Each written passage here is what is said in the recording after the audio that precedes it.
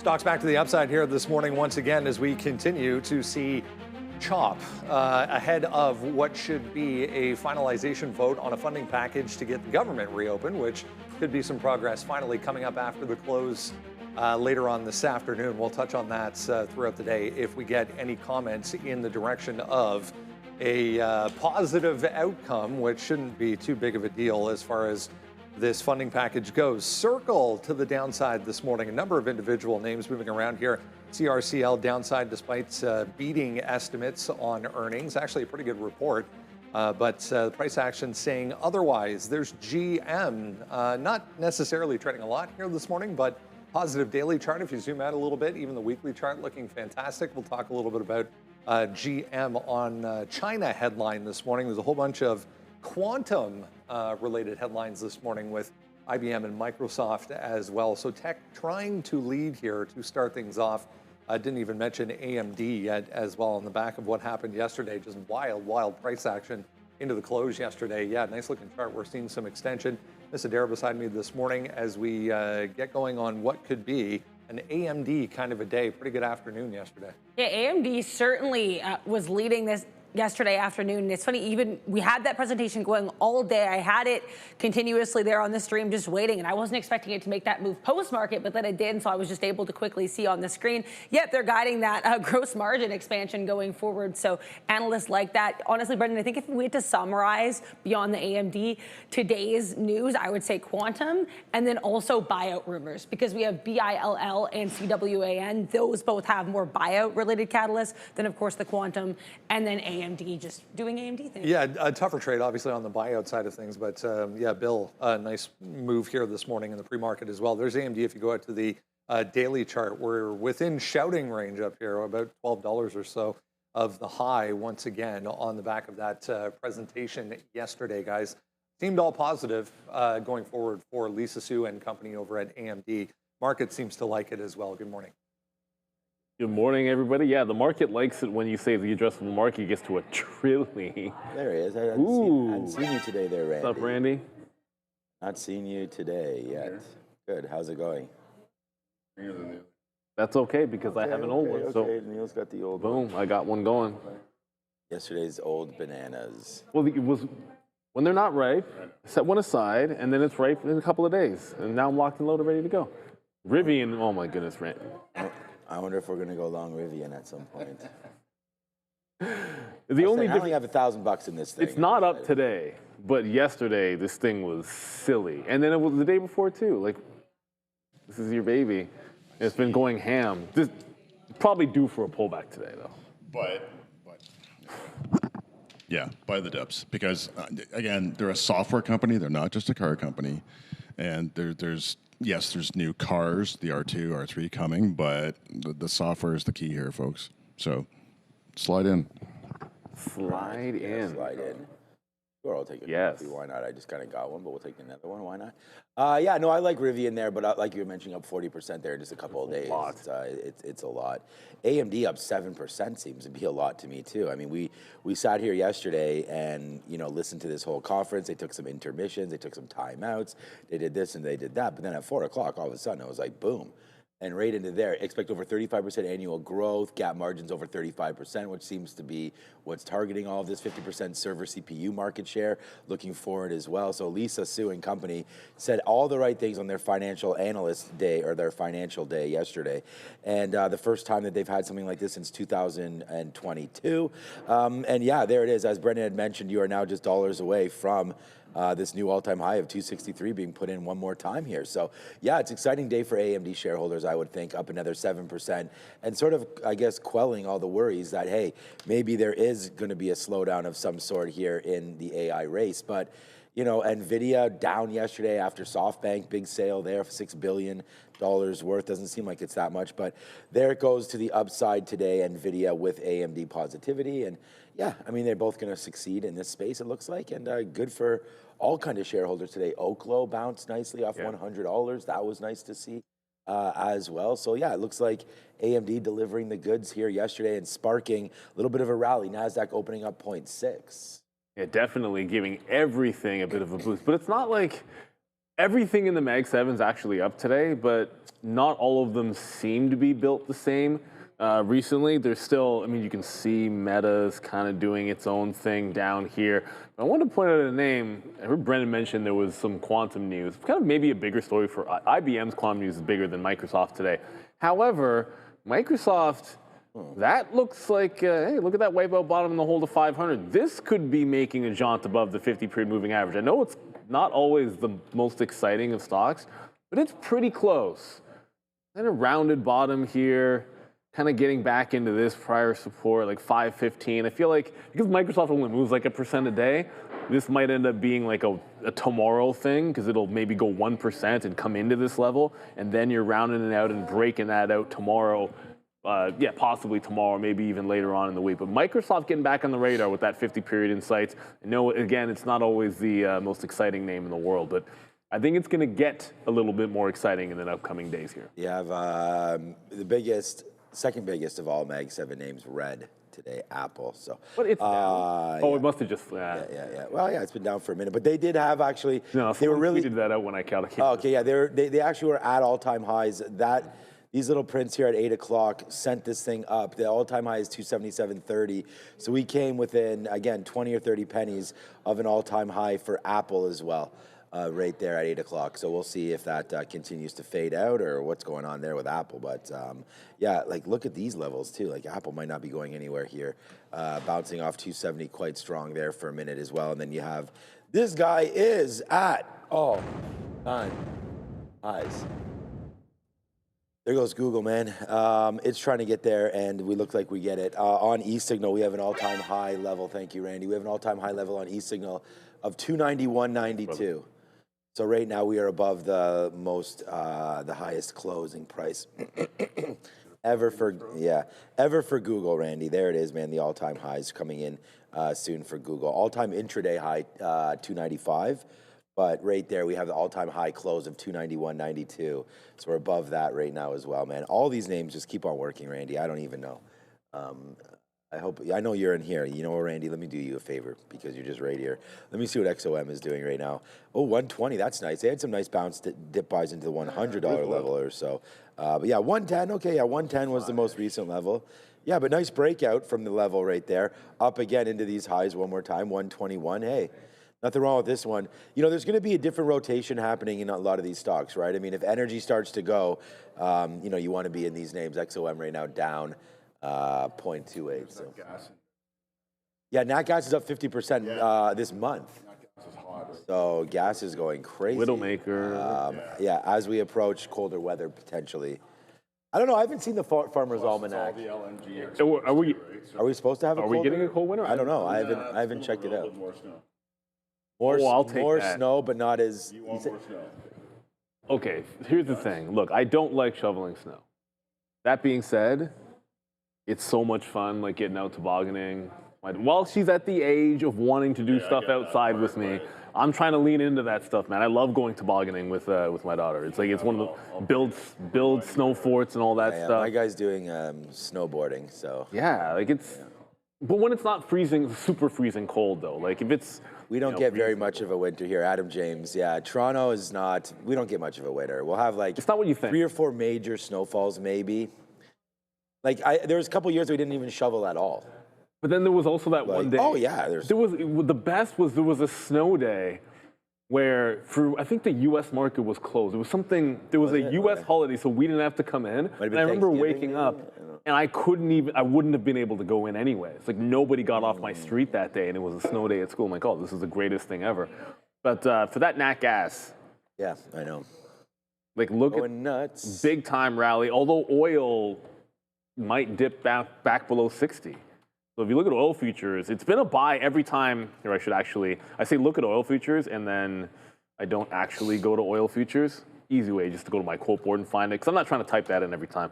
No, but like look at the 50 period in the 200 oil futures. Every time it's gotten down like 56, 57, that's been a buy. So maybe that could be a little dip buy. This hasn't been that great. It's good that you can find individual names like XOM doing okay, CVX doing okay, but oil futures still languishing in a downtrend for now. I mean, every dog has its day at some point, but I think you got to wait for under 60 to buy this, looking at the chart. Circle. Uh-oh. No, they're not really doing anything, but just an earnings report there that a lot of people were waiting for, which I heard Brendan mention, not a bad report at all for Circle, and just today down another 4%. So I don't know what they were expecting, and we'll talk about that, but a beat on top and bottom line. They raised their forecast, and this is what happens. So I don't know, man. I mean, this name is basically taken, it's a pun, but it's gone full circle right now, basically right back. Like if you thought that you'd miss this on IPO craze, well, you get your opportunity to buy it right now. Circle down in through $100 and looking to see if we can hold something on the daily chart. Look, I mean, I think stable coins are a big part of the story moving forward in the crypto landscape and in the US dollar. So let's I have my water here, I have coffee, everything. Let's let's see what happens to Circle today. If we can get back up to 100, we can think about shorting it. But yeah, it might be a pre-market break of 95 to the long side. Again, the number wasn't that bad. So let's see what investors and traders want to do with Circle there today. Bitcoin back above 105. Bitcoin holding nice. This 100 area pretty reasonably. Although there's some amazing stock opportunities out there today, including, this would suck if the stock is not called amazing, but AMZE, just saw a few people in the chat mentioning this one. Oh, by the way, I was rightfully called out for this because I say it every single time. If you're typing names in the chat or tickers in the chat, please, I have to refresh this because for whatever reason, oh, it's not working yet. All right. Well, make sure you use the $sign. That's not it. The visualizer isn't up yet, but make sure you use the $sign, so you have to go $sign AMZE. This is... It's working now. Again? Okay, there we go. Now it's working. Yeah, see? I will say $sign AMZE. There was a news story on this thing. I could try to find it here. AMZE. Amaze Holdings completes acquisition of the Food Channel. That's amazing. Purchase price of $650. Okay, I didn't know the Food Channel. Yeah. Okay. For what? $650,000. What? No. That's what the story says. That was my reaction too. No, I'm not making it up. It just to prove food payable channel. and convertible promissory note. So the Food Channel for $650K. That seems like a rather minor story, but it's a penny stock, right? So take everything with a grain of salt. CVX, AMD, ONON. I expect AMD will probably end up near the top of this list for the rest of the day, but make sure you get those symbols in, $sign and that ticker, everybody, so we can know what is moving. Like, I didn't know what Amaze was doing until I saw some people in the chat talk about it. And this is going to do a few 100 million shares today, I'm willing to bet. Maybe even break $1. So we get the symbols in there. We'll head back on up to the desk. Lots to cover this morning. So, yeah. Darren and I were just talking about that. It's in this country, in Canada, that we're used to the Food Network. Different thing. No, Food Channel's not. Yeah, different thing. Unrelated. That seems super cheap if it was the Food Network, but yeah, different thing. I was just reading a note here from Citigroup on both Cava, CAVA, and Sweetgreen, adding them to their 90-day upside catalyst watch list, again from Citigroup. So CAVA, a little bit of an uptick here so far this morning, trying to get to 51.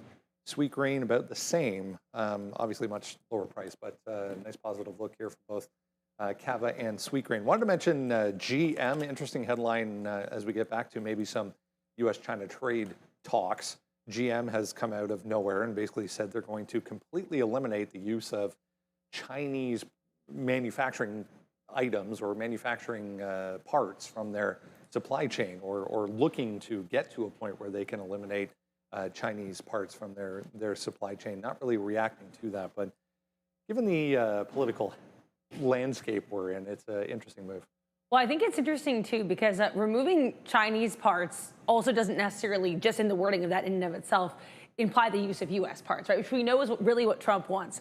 We had Apple try to get around this earlier by saying, okay, we'll cut out China, but hey, India will go start using you, and then Trump did not like that. Yeah. Right? So I think there's thin line with regards to cutting out China, but then what do you use instead? Because the U.S., until it gets to a point where you can really do all of the bulk of the manufacturing there, I think it's still going to be tough for companies. So I would like a little bit more details in the story. I'm sure we'll get them. But either way, I think it's a good point, and it's certainly something that will appeal, I think, to the current trade climate, as you said. Not a symbol, obviously, we talk about a heck of a lot on this show, or look at a heck of a lot on this show. But I just went out to the daily chart for the first time in a while, guys. But GM actually looks pretty good on a higher time frame right now. It really does, and you'll hear us say this all the time between GM and Ford. Like one is built different, and GM has been working for a while. No questions asked. Whether it's and Ford got a good bump after GM's earnings, then a decent bump on their own. But General Motors has been sort of leading for sure. And we just heard some news from VinFast there. New record delivery for VinFast. Record deliveries for VinFast just came in my ear. 20,000 vehicles in a quarter or something. I don't know if they're moving off that, but no, probably not. And GM, I don't know if GM's going to be any kind of a trade today. It was very sideways action. The thing is, when you're looking for like momentum, this probably has been a good swing for people. Maybe you want to ring the register there, but when you look for the actual movement, the last couple of days, either you were trading Rivian or you weren't really, maybe XPeng to a certain extent for the robotics, but I think Rivian has been, like, that's the mover. I didn't put it down in the note, but I have like this kind of weird feeling that this is a pullback day for Rivian.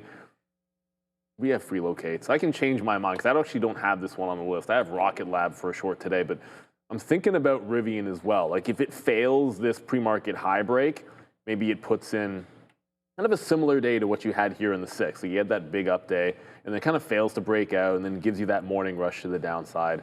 Maybe it catches a bit later, but I wouldn't be worried about that because that 18 level is a big one here on Rivian. That's more interesting. If I'm trading an auto name today, it's going to be Rivian and not GM. Tesla would be like a maybe, but Rivian would be near the top of the list just because the volatility and the volume's been there for this stock. And as I said, it's been a great run, but that's so far, so fast. And I feel like there's a red day coming in here at some point. Yeah, I mean, they can't just keep on going up forever. I'm writing down SOFI here on my list, speaking of a stock that's going to go up forever. Yeah, you just looked at GM. I mean, what about Ford? On holdings is spiking right now, and that's, again, good. I'm wearing them right now. But they got crushed, that stock.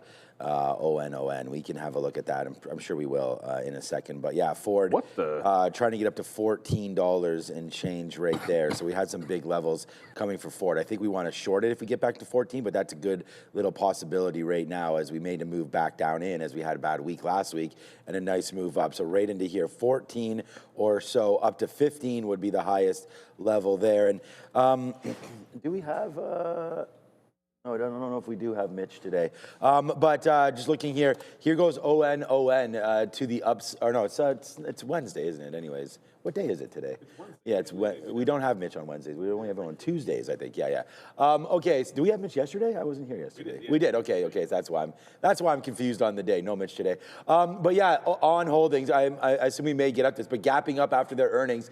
54 cents per share right there, crushing 20 cents. Nuts. And about 990 versus 940 on the sales. So there goes on holdings. But like I said, what's up? Shout out to Roger Federer. This came right into another level right there again, these lows, and now you're bouncing. Like, look, I mean, some stocks, do have price memory. I mean, obviously, if they would have missed, you would have come back into $30. But there it goes. Nice beat for on right there. And yeah, I just stepped into those shoes like this quarter. So now nicely cooking back to the upside, going oppo of Nike, I would assume right now. But all right, let's go back over to the desk. It's 8:48, just working on the notes. We got Neil's note is out. Mine's about to be out very, very soon. And we do have our watch list out. You can check that as we'll be running through that very shortly. Yeah, nothing new as far as ON is concerned. But yeah, nice earnings report for them. Coinbase, on the other hand, just seeing this note on Coin, they are following Elon's path, leaving Delaware, reincorporating in Texas. So I don't know if it was the CEO on CNBC, but it just says on CNBC. They mentioned that this morning. So here's Coinbase, pretty ugly into the close yesterday. The entire afternoon, really, just nothing but red candles. But gap here this morning, back higher on that. Yeah, this is like the third story I've heard in like 18 hours with regards to Coinbase. We have this Delaware move. We have apparently now, I saw reports they're not going to be going through with their attempt to acquire that BVNK, which is a startup. They were supposed to acquire them. Now it looks like that's up in the air. And then also this morning, JP Morgan officially launching their Coinbase Coinbase blockchain-based payment system. So lots of different catalysts here for COIN. We'll see if any of them are actually market moving. But as you mentioned, rough look for them yesterday. Yeah, it was a pretty quiet couple of days here as far as crypto is concerned overall, Bitcoin specifically. But individual names, guys, definitely not on the quiet side, including Coinbase back higher now. Yeah, I think the competition story might have been, a little bit. It could be, you had SOFI, of course, crypto trading, the first charter bank to get to do so in the US. And it felt like maybe today that 300 break wasn't coming. I know we talked about this, like if it lost 300, quick shot to the 200 period. Well, you're bouncing here. Bitcoin's holding up pretty well. So that might not be today. Like it was a very, very long consolidation on Coinbase, and it felt like something technical happened because it spent the entirety of the day holding about 310 to 311, like that support. So until it chews through that, give it a pass. I think there's going to be more exciting names today. I think Circle is going to be an opportunity to trade. I'm kind of expecting it might catch a bit of a bid to pull back into prior lows and the 100. It was a good report, so that's why I'm expecting there to be a buy. Overall, they ended up beating top and bottom. So I think it comes back up, and that'll be more of a trade for me than Coinbase. But like, still, if Coinbase does break that 300, I think there's going to be a quick shot down. They have not been doing very, very well lately, unfortunately. We did get a super chat that I just noticed, and that's not my bad for. I saw it, and then we got sidetracked and forgot about it. Figma from One Fly VW. Oh, it's Figs. I always think Figma in my head, but Figs, which always reminds me of one of my favorite episodes of Shark Tank. Oh, okay. It was, I'm trying to remember, there was a young lady, and she had this, like, I think it was like a figs, it was a date spread. It was like figs and dates. It was like a date spread or something. And it was like a really cool sounding product. And I love dates. No, but for whatever reason, like the sharks were cold-blooded. Really? One of the sharks was like, "Oh, because I don't think you'll succeed because your father helps you with your business, and you're not out in the street if this fails." And I remember being like, and Mark Cuban went to the defense saying, "Well, that's kind of nonsense because that means none of our kids could ever succeed because we would help them." I'm like, "Yeah, thank you." Like the girl was almost crying. Anyways, I always wondered what happened to that business. Figs, Rocket. Small cap with an uptrend. We're going to go to Joe in a quick second, but it's refreshing when we get just like, hey, have a look at this symbol that's under $10 that doesn't have a ridiculously declining and horrible looking chart. This thing has been bought up and holding the 50-period moving average. Now it's extended away from it, unfortunately, probably about that's probably like the measured move to the top. So I would imagine there's probably a pullback coming or a consolidative type day. But this is a great looking chart for a small capper. No volume today, no day trade, but thank you for bringing that one up to us. And let's see what has some options action and upgrades and downgrades. I bet you AMD's on both those lists is my guess. It's a good bet to place there, Neil. Good one, brother. All right, guys, lots going on this morning. And best believe we are going to start it off with some AMD, guys. Up a staggering 6.4% on the session, but Mizuho raising that target to $285. Now, Rocket Lab also getting the nod as well, too, guys, by Needham, getting that price target raised to $63. We're up approximately 2 3/4 in the morning sessions. All right, and now for Snowflake, BTIG Research, price target getting raised to $312. You're up roughly around 1% in the morning. And then TTM Technologies by Needham and Company. No price target there, guys. We're going from from a market to an outperform, which is a pretty good upgrade there. So now as for DoorDash, guys, Mizuho, we're lowering that target to $320, and then Six Flags as well, too, getting that price target lowered to $24. Now, Quick Logic is going from an outperform to a market perform. Northland Securities giving you that downgrade. Now, Boeing as well, too, guys, getting that price target lowered to $255. Now, let's take a look at some of the options activity. Pfizer went on a pretty monster run yesterday through the intraday session, so I wanted to take a look at some of the options activity. The open interest is relatively high, around 18,000 contracts with 17,800 contracts traded on the day, and that's going to be at that $26 strike price. Maybe we can run into those zones. Now, as for SoundHound, I was rolling through my scanner and I seen this, and this is substantially larger than anything else than what I recognized on this options chain, especially through the durations of expiration cycles. So essentially, on this week's expiration, we have 68,500 contracts with 67,000 closed. I'm going to be looking at this as a potential supply zone and current resistance, and that's going to be 15.5. We are trading a little bit south of that. Now, Alibaba Group as well, too, guys. The open interest relatively high at that $170 strike price with 11,500 contracts, and then the volume, it's pretty high as well, too, for Alibaba Group, 7,380. And yes, that's correct, Neil. We got some AMD calls. I'm looking at these ones. Now, again, this is on the 21st expiration. And the bid and ask are relatively light. That could be a ways away, but the way I'm looking at this, just due to the open interest still currently open, I think that this can act as a potential supply zone. So wait for these to roll over. I'm not saying by the 21st that we're going to reach that level in AMD, but that's a specific strike price to keep an eye out on. The bid and the ask spread relatively tight. With your delta is what I really want us to focus on, is because essentially by that expiration cycle, the delta metric is telling us there's approximately a 98% chance that we aren't going to get to 300, and that's when the writing comes into play. So if you just lift your strike or go a strike above, that's a good supply zone to use as your level of defense, and that's how I'm looking at it. You have almost no gamma exposure as well too, guys. And then the at the money IB, it's mediocre, not overly light, not overly heavy, 59.8%, guys.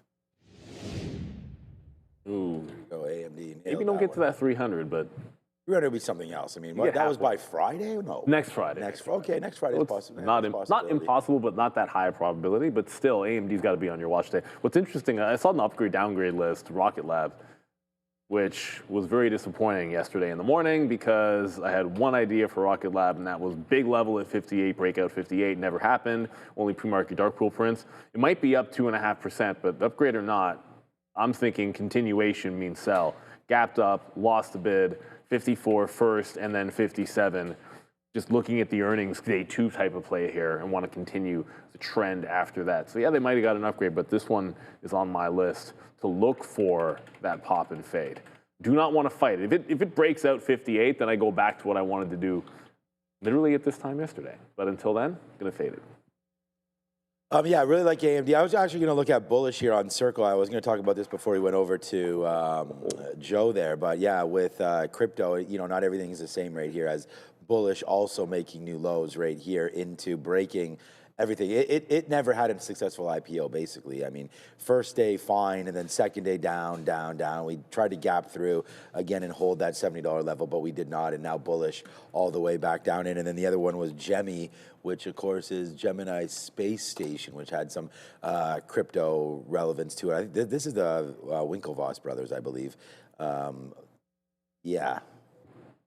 So here's what the last couple IPOs have looked like. So if you wonder why it's SPAC season maybe right now and maybe not IPO time, I mean, how embarrassing is this for Morgan Stanley or Goldman or whoever's underwriting these guys? Like, bring it to market, get everybody who owns the stock rich and everything like that, and then just crush this down. Now, I know there's lockup periods and whatnot. Well, anybody that's in this on lockup is a problem. I don't even know. This has been since September 11th or 12th, it looks like it IPO'd. So we're getting close. I mean, it'll be 60 days, you know, soon. But yeah, not a great. And then the other one, I mean, there's so many of them. I don't even, we talked about StubHub. It's actually not doing that bad when you look at all the other ones right here trying to hold out. So we'll have to wait to see if something gets going on through StubHub. But yeah, those last couple IPOs, man, pretty disastrous. Except for one. The Miami Exchange. The one that we never even really looked at. It's like we don't look at it because it's Neil boring. has it up there. All the Miami Exchange does, they're just a gateway on all the North American markets, and it's just straight shot to the upside. Yeah, you throw it up. Yeah, I don't know. Andre must be busy over there. But yeah, there's the day chart. All it does is go. 30 to 50. Steady. Hey man, markets increasing in volume, more revenues coming their way. We talk all the time about adding and removing liquidity. So, if you go over to probably a bigger name, let's just go over to Apple, see if there's some liquidity on here. No, I don't see it on here anyways. But once the market will open up, you'll start to see just another gateway available there. So MIAX, yeah, whoever was invested in that. And you can grab the Nasdaq, there's the Nasdaq, stock as well. And I don't know, with the lack of IPO success, maybe this is helped lead this one back down to the downside. But yeah, you can invest in the Nasdaq if you like all these trading volumes going through and whatnot. Nasdaq could be a play for you. Randy, that door's open just a little bit, right? Isn't it, or no? It is. Of course it is. Yeah, Randy pretends like he has no idea. As he walks out the door. Yeah. All right, that's Nasdaq up zeros right now, but a good space to look if you're looking for something. All right, let's go back over to the desk. It's 9 o'clock. We can begin our rundown. All right, Raheem has jumped in here. We're going to touch on some gold ideas coming up in the next few minutes here as well. But Raheem will hang out for the rundown and talk about AMD as well, because let's do it. I'm here. Why the hell not? Big day yesterday for AMD. If you missed the analyst day, it was wild price action back and forth. Guys, there's a long list of analysts' moves then to follow this morning for AMD, including a bunch of price target increases. Bottom line, $100 billion targeted for AMD coming up over the next few years here. AMD, absolute beast. Look, when you say the addressable market, the previous projection for 2028 was 500 billion. And then yesterday Lisa Su slapped 40% annually on top of that to say that it gets to the trillion by 2030. And then they're going to be able to have 35% revenue growth on their own. And all of this is for them to get to double digits from single digits of market share, because NVIDIA has been getting everything. So yeah, it's bullish. I mean, what's crazy about this is it bought from the same level while that event was happening, both in the aftermarket and then at the open of the event, about 238. I think we can forget about that price for today. The first place I'm looking is where they were selling this at 247 to 48, in here, those wick tops, looking for that little resistance to turn into support. The other place to look is going to be the obvious 250 level on dips. I'm not chasing it all the way up here, but there's still this chop fest that you have when you get into the 260 level. And if it gets into there, regardless of how any longs have gone, I think up there is going to be looking for a reversion short, just based on the way it's traded in the 260s. But until we get to there, 250 first and then the 247, looking for dip buys on AMD. A lot of strength in this one, and a lot of the market they can play some catch up in. And with OpenAI, of course, getting the deal with them, that was the big spike earlier. As long as the money train doesn't run out with OpenAI and others, and they can get their piece of the pie too. Yeah, unfortunately, I think the money trade will run out, but not anytime soon. So yeah, right now we go long on AMD. I have the same level there, 248. The weekly resistance is now broken here. We got the great conference call yesterday, projection raised, margin increased. We you can go find it, I put it in the chat there. Get part of our chat right now. And the only way to get into there is be a subscriber. So let me just see how many of you right now are subscribed. 78.6% of you. Wow, okay. So if we can get 1 out of every 5 of you are not subscribed, get in there and hit it right now. But yeah, that's for the 200 period moving averages. And it's not just that. This is 248 right into here. And it was just been and it's just the weekly, right? We just go back. It's only Wednesday. So we couldn't really break that yesterday. And then we couldn't break it on Monday, right back up here, 248. We don't really break it yesterday. And then today, this morning, obviously we increased through it. So yeah, good support levels right here for AMD. Play strong names, play strong stories. 6% is way too much, but what are you going to do, man? I'm not here to judge the moves. I'm just here to watch out for price action. And I think if you fall back into the 200 period on such a strong push, that to me is a buy. So we'll be sitting there. I'm already sitting there. I'm sitting at 248.50. So if this falls in here in the pre-market on some kind of imbalance, I'm here for it. So we're ready to rock and roll with AMD, downside to 248. Upside, I don't know. I mean, we just had written it down. The 52-week high I had mentioned already, 267, which is way up there. So I don't think we get to that anytime soon. But been wrong before, man. I mean, AMD, like it just in the after hours, it bumped $10. So once real liquidity comes in, we could see if they want to carry the day here for advanced micro devices. I think it's such a crazy move to the upside, all happening basically after the conference. Yeah. And so let's give it a shot here and see if it holds some of these levels. I'm looking at 248, so give me $4 lower, and we're dip buying. Some Uber complications this morning for Raheem, but he has joined this morning to Made it. touch on gold. you live closer than I think anyone. Yes. It takes me the longest to get here. Do not short Uber based on the fact that I had a bad ride this morning, friends. No, it's fine. Just continue. It's fine. It's all good. Needless to say, that driver won't get a tip. Yes. All right, gold futures to start things off here. We touched on this going back to the beginning of the week.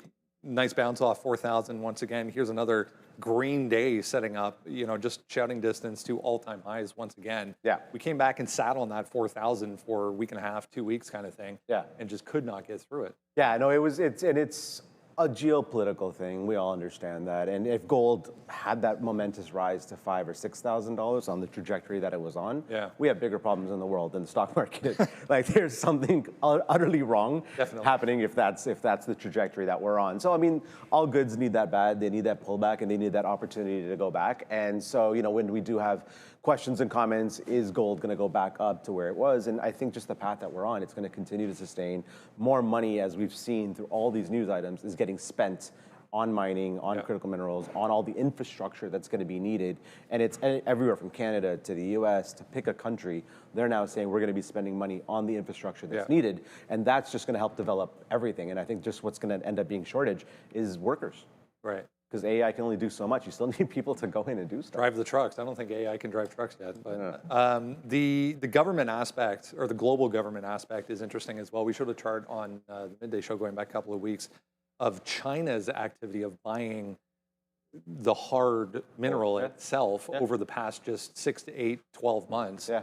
And it was just parabolic compared to prior years. So it seems that all over the world, as you mentioned, we're seeing still accumulation as well. Central banks are purchasing gold in record numbers, and actually just anecdotally read a thing that the Canadian Mint said they've been getting outside interest from Brendan and I calling saying, can we buy some gold? Like there is this new renewed push into buying physical gold, much like people want to have a Bitcoin, people want to have a couple ounces of gold sitting at home just in case the world collapses.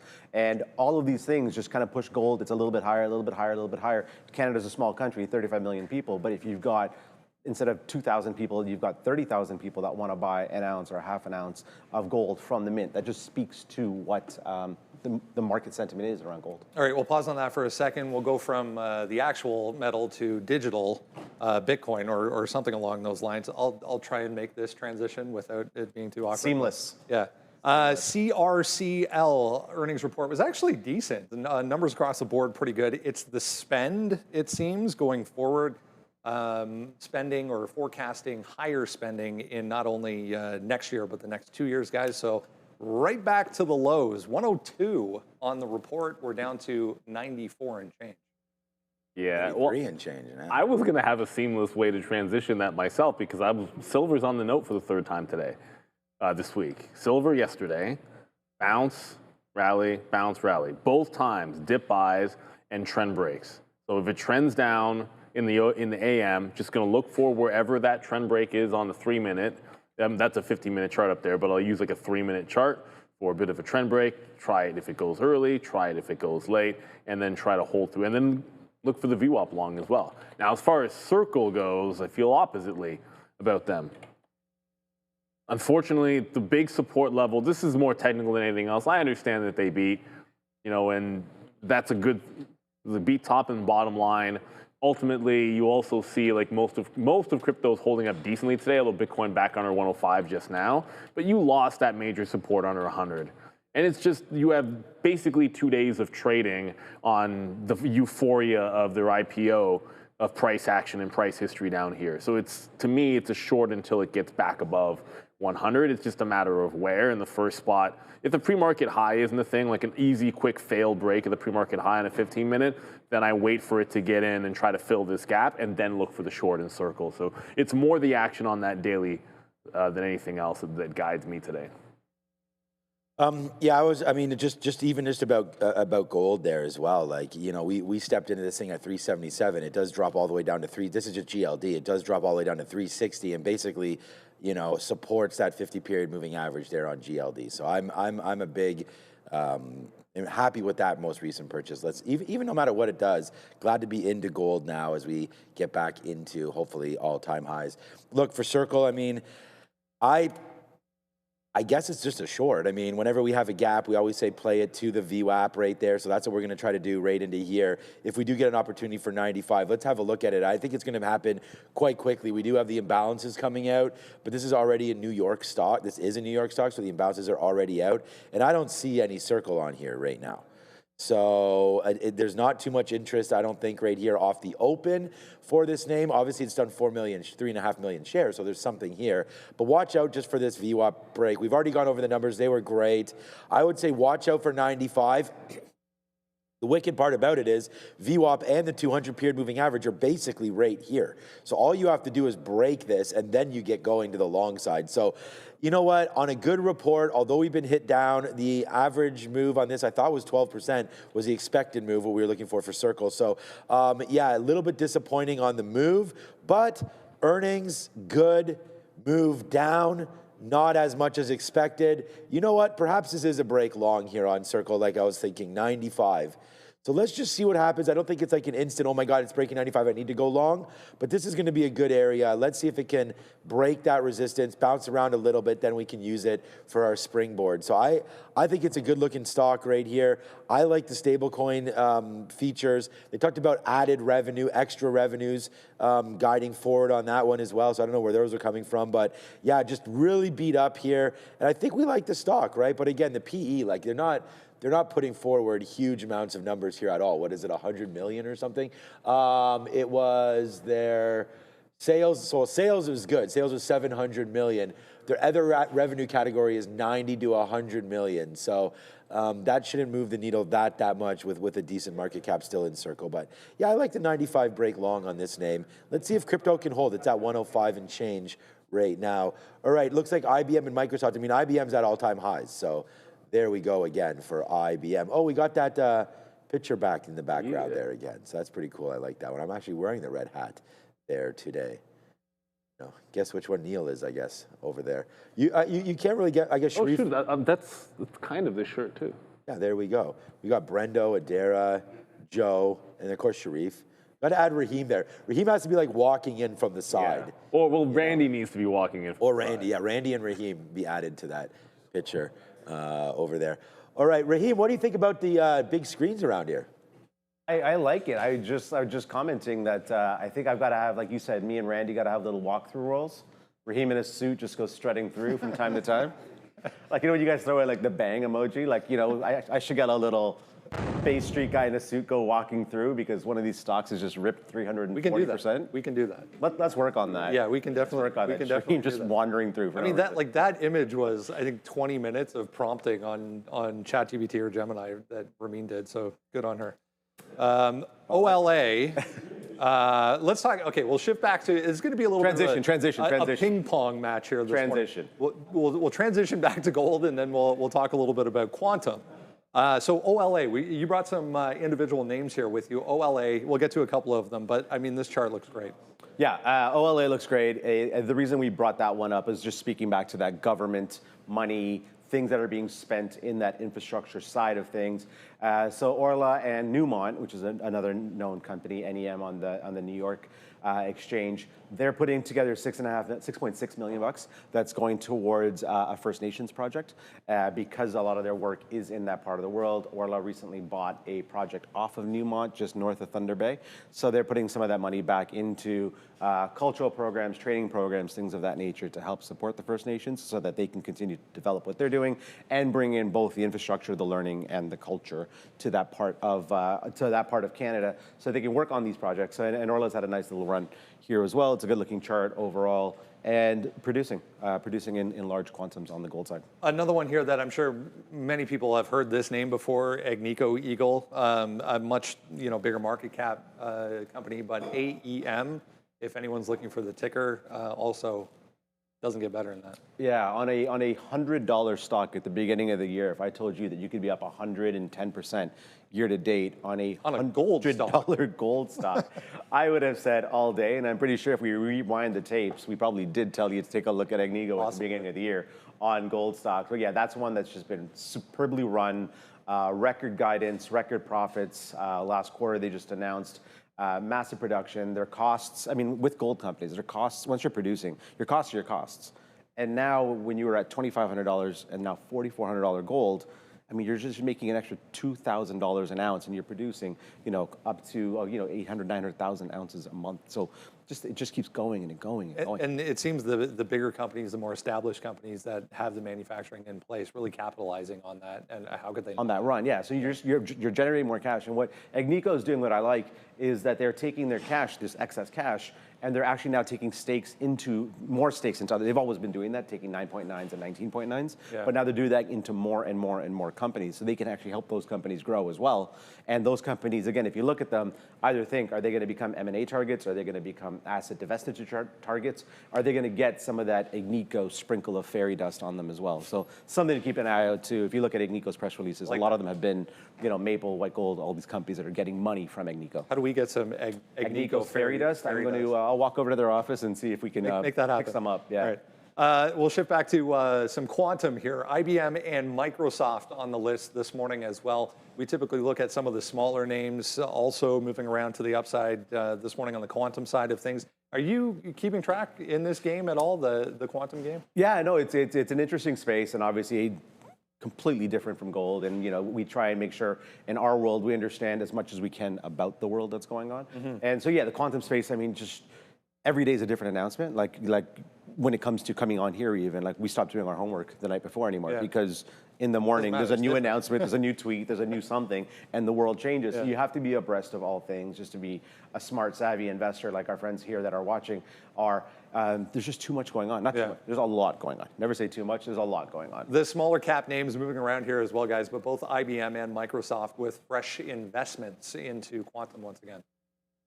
When you think that quantum is possibly decades away, this is why we talk about Microsoft and IBM, and I think I'd put Alphabet up there with IBM, and maybe Microsoft could be a third in that realm because they have solid revenues and profits to lead them for that next quarter, which, let's be real, you're not actually getting that with D-Wave and IonQ and the Rigettis of the world. So I don't have a trading idea for IBM. I think this one is it's a hold. It just hit the all-time highs. Pre-market, pre-market, so it's dipping off the all-time highs as we speak. But this one has pretty much everything working. It's got the dividend going for you as well. I would be a buyer of the dips at all of the major moving averages on this stock, and I think this is the way to play quantum. And if you're looking at what recently reported, that might move around a little bit more, obviously. Unfortunately for Rigetti, since the earnings, it hasn't broken down yet, but it is holding underneath the 50-period moving average in that prior support level at 34. So there hasn't been anything crazy. It doesn't give you that post-earnings, double-bottom, rounded bottom. That could easily happen in the next couple of days. For now, it's kind of tracking towards a 30 breakdown. Nothing imminent today on this, but if there's a quantum name that I trade, it's much more likely to be Rigetti than it is IBM, even if I think IBM's a better stock. Look, the only quantum name I have on today is Google. The biggest and the baddest player in this space, I think, is Google. I mean, I think IBM could be up there as well. But yeah, this thing trying to break through. I do have it written down on the sticky note here today as trade idea number 2. If we can dip into 291, which we're not that far away, right? We are near that all-time high and looking to get into the $300 mark immediately. We just had Jag ask me in the chat, am I, long or short bias today? Very, very long bias. As the futures are right here at VWAP, we've already taken down that 25,000 and loved it. Now it's at 25.8 again. So I think that today, with some of these big names starting to get higher here, I really like Google into the space.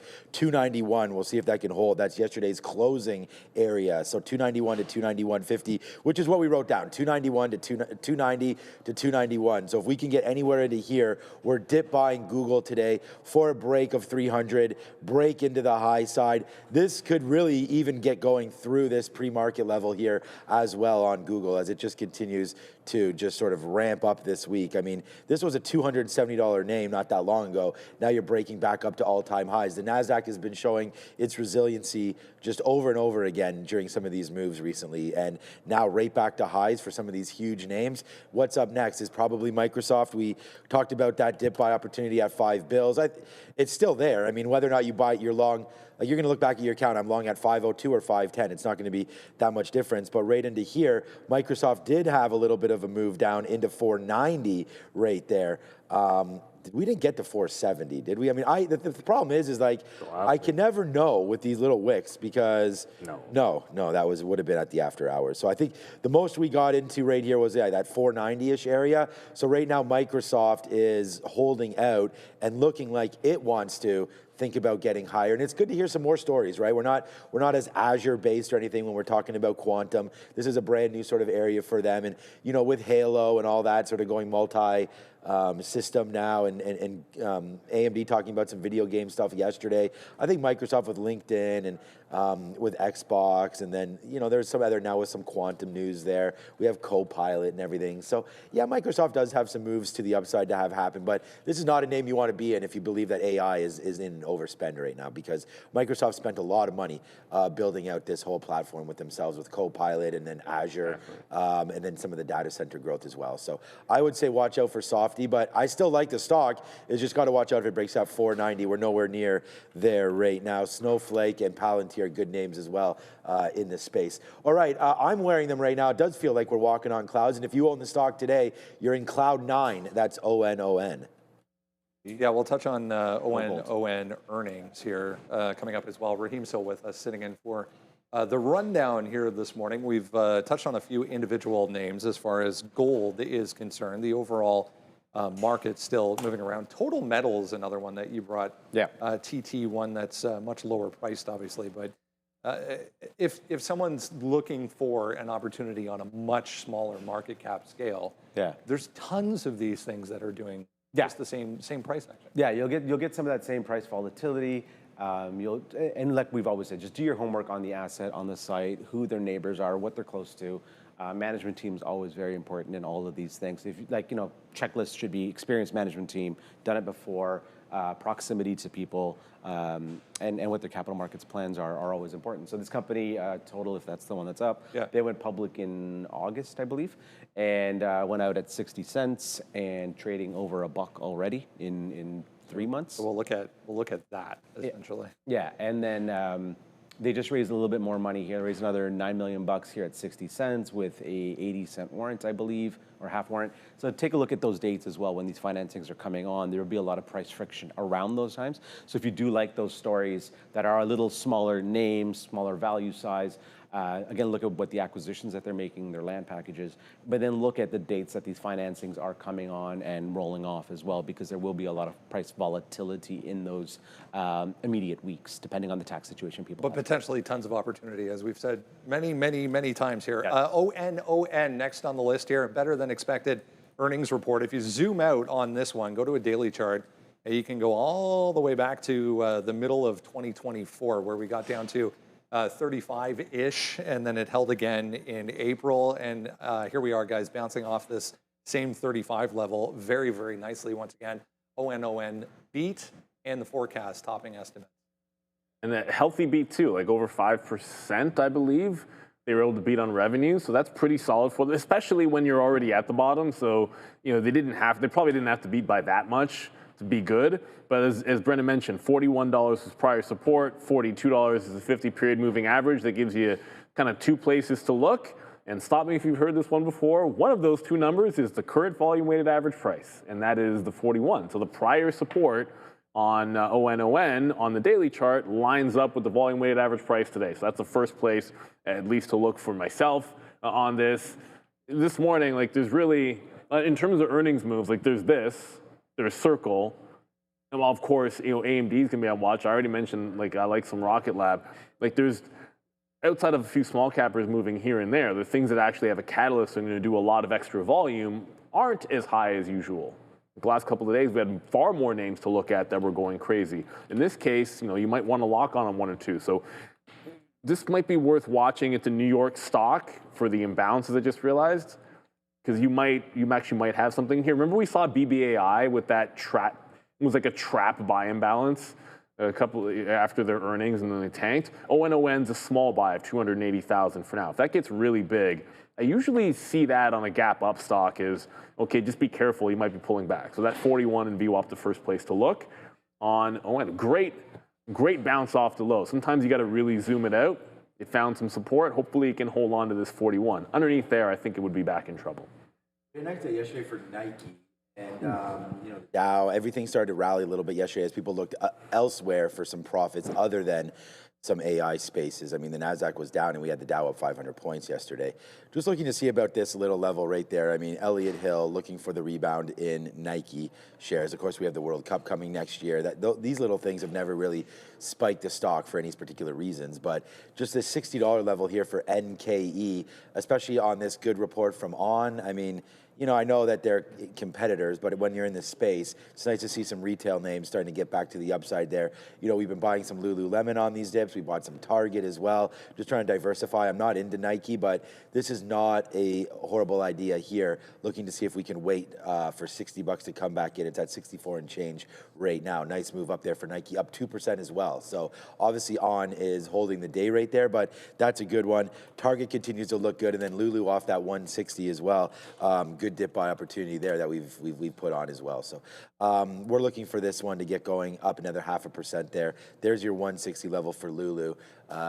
Came in quite nicely. So all right, with only 4 or 5 minutes left, we do have the Nasdaq imbalances. I'll just quickly look at them and then we'll throw it back. There's not much going on. We have Big Bear AI with 1 million, but not really doing anything. This name could do 100 million today, so that's not going to be a big level there. CoreWeave on the come up, trying to get going from yesterday.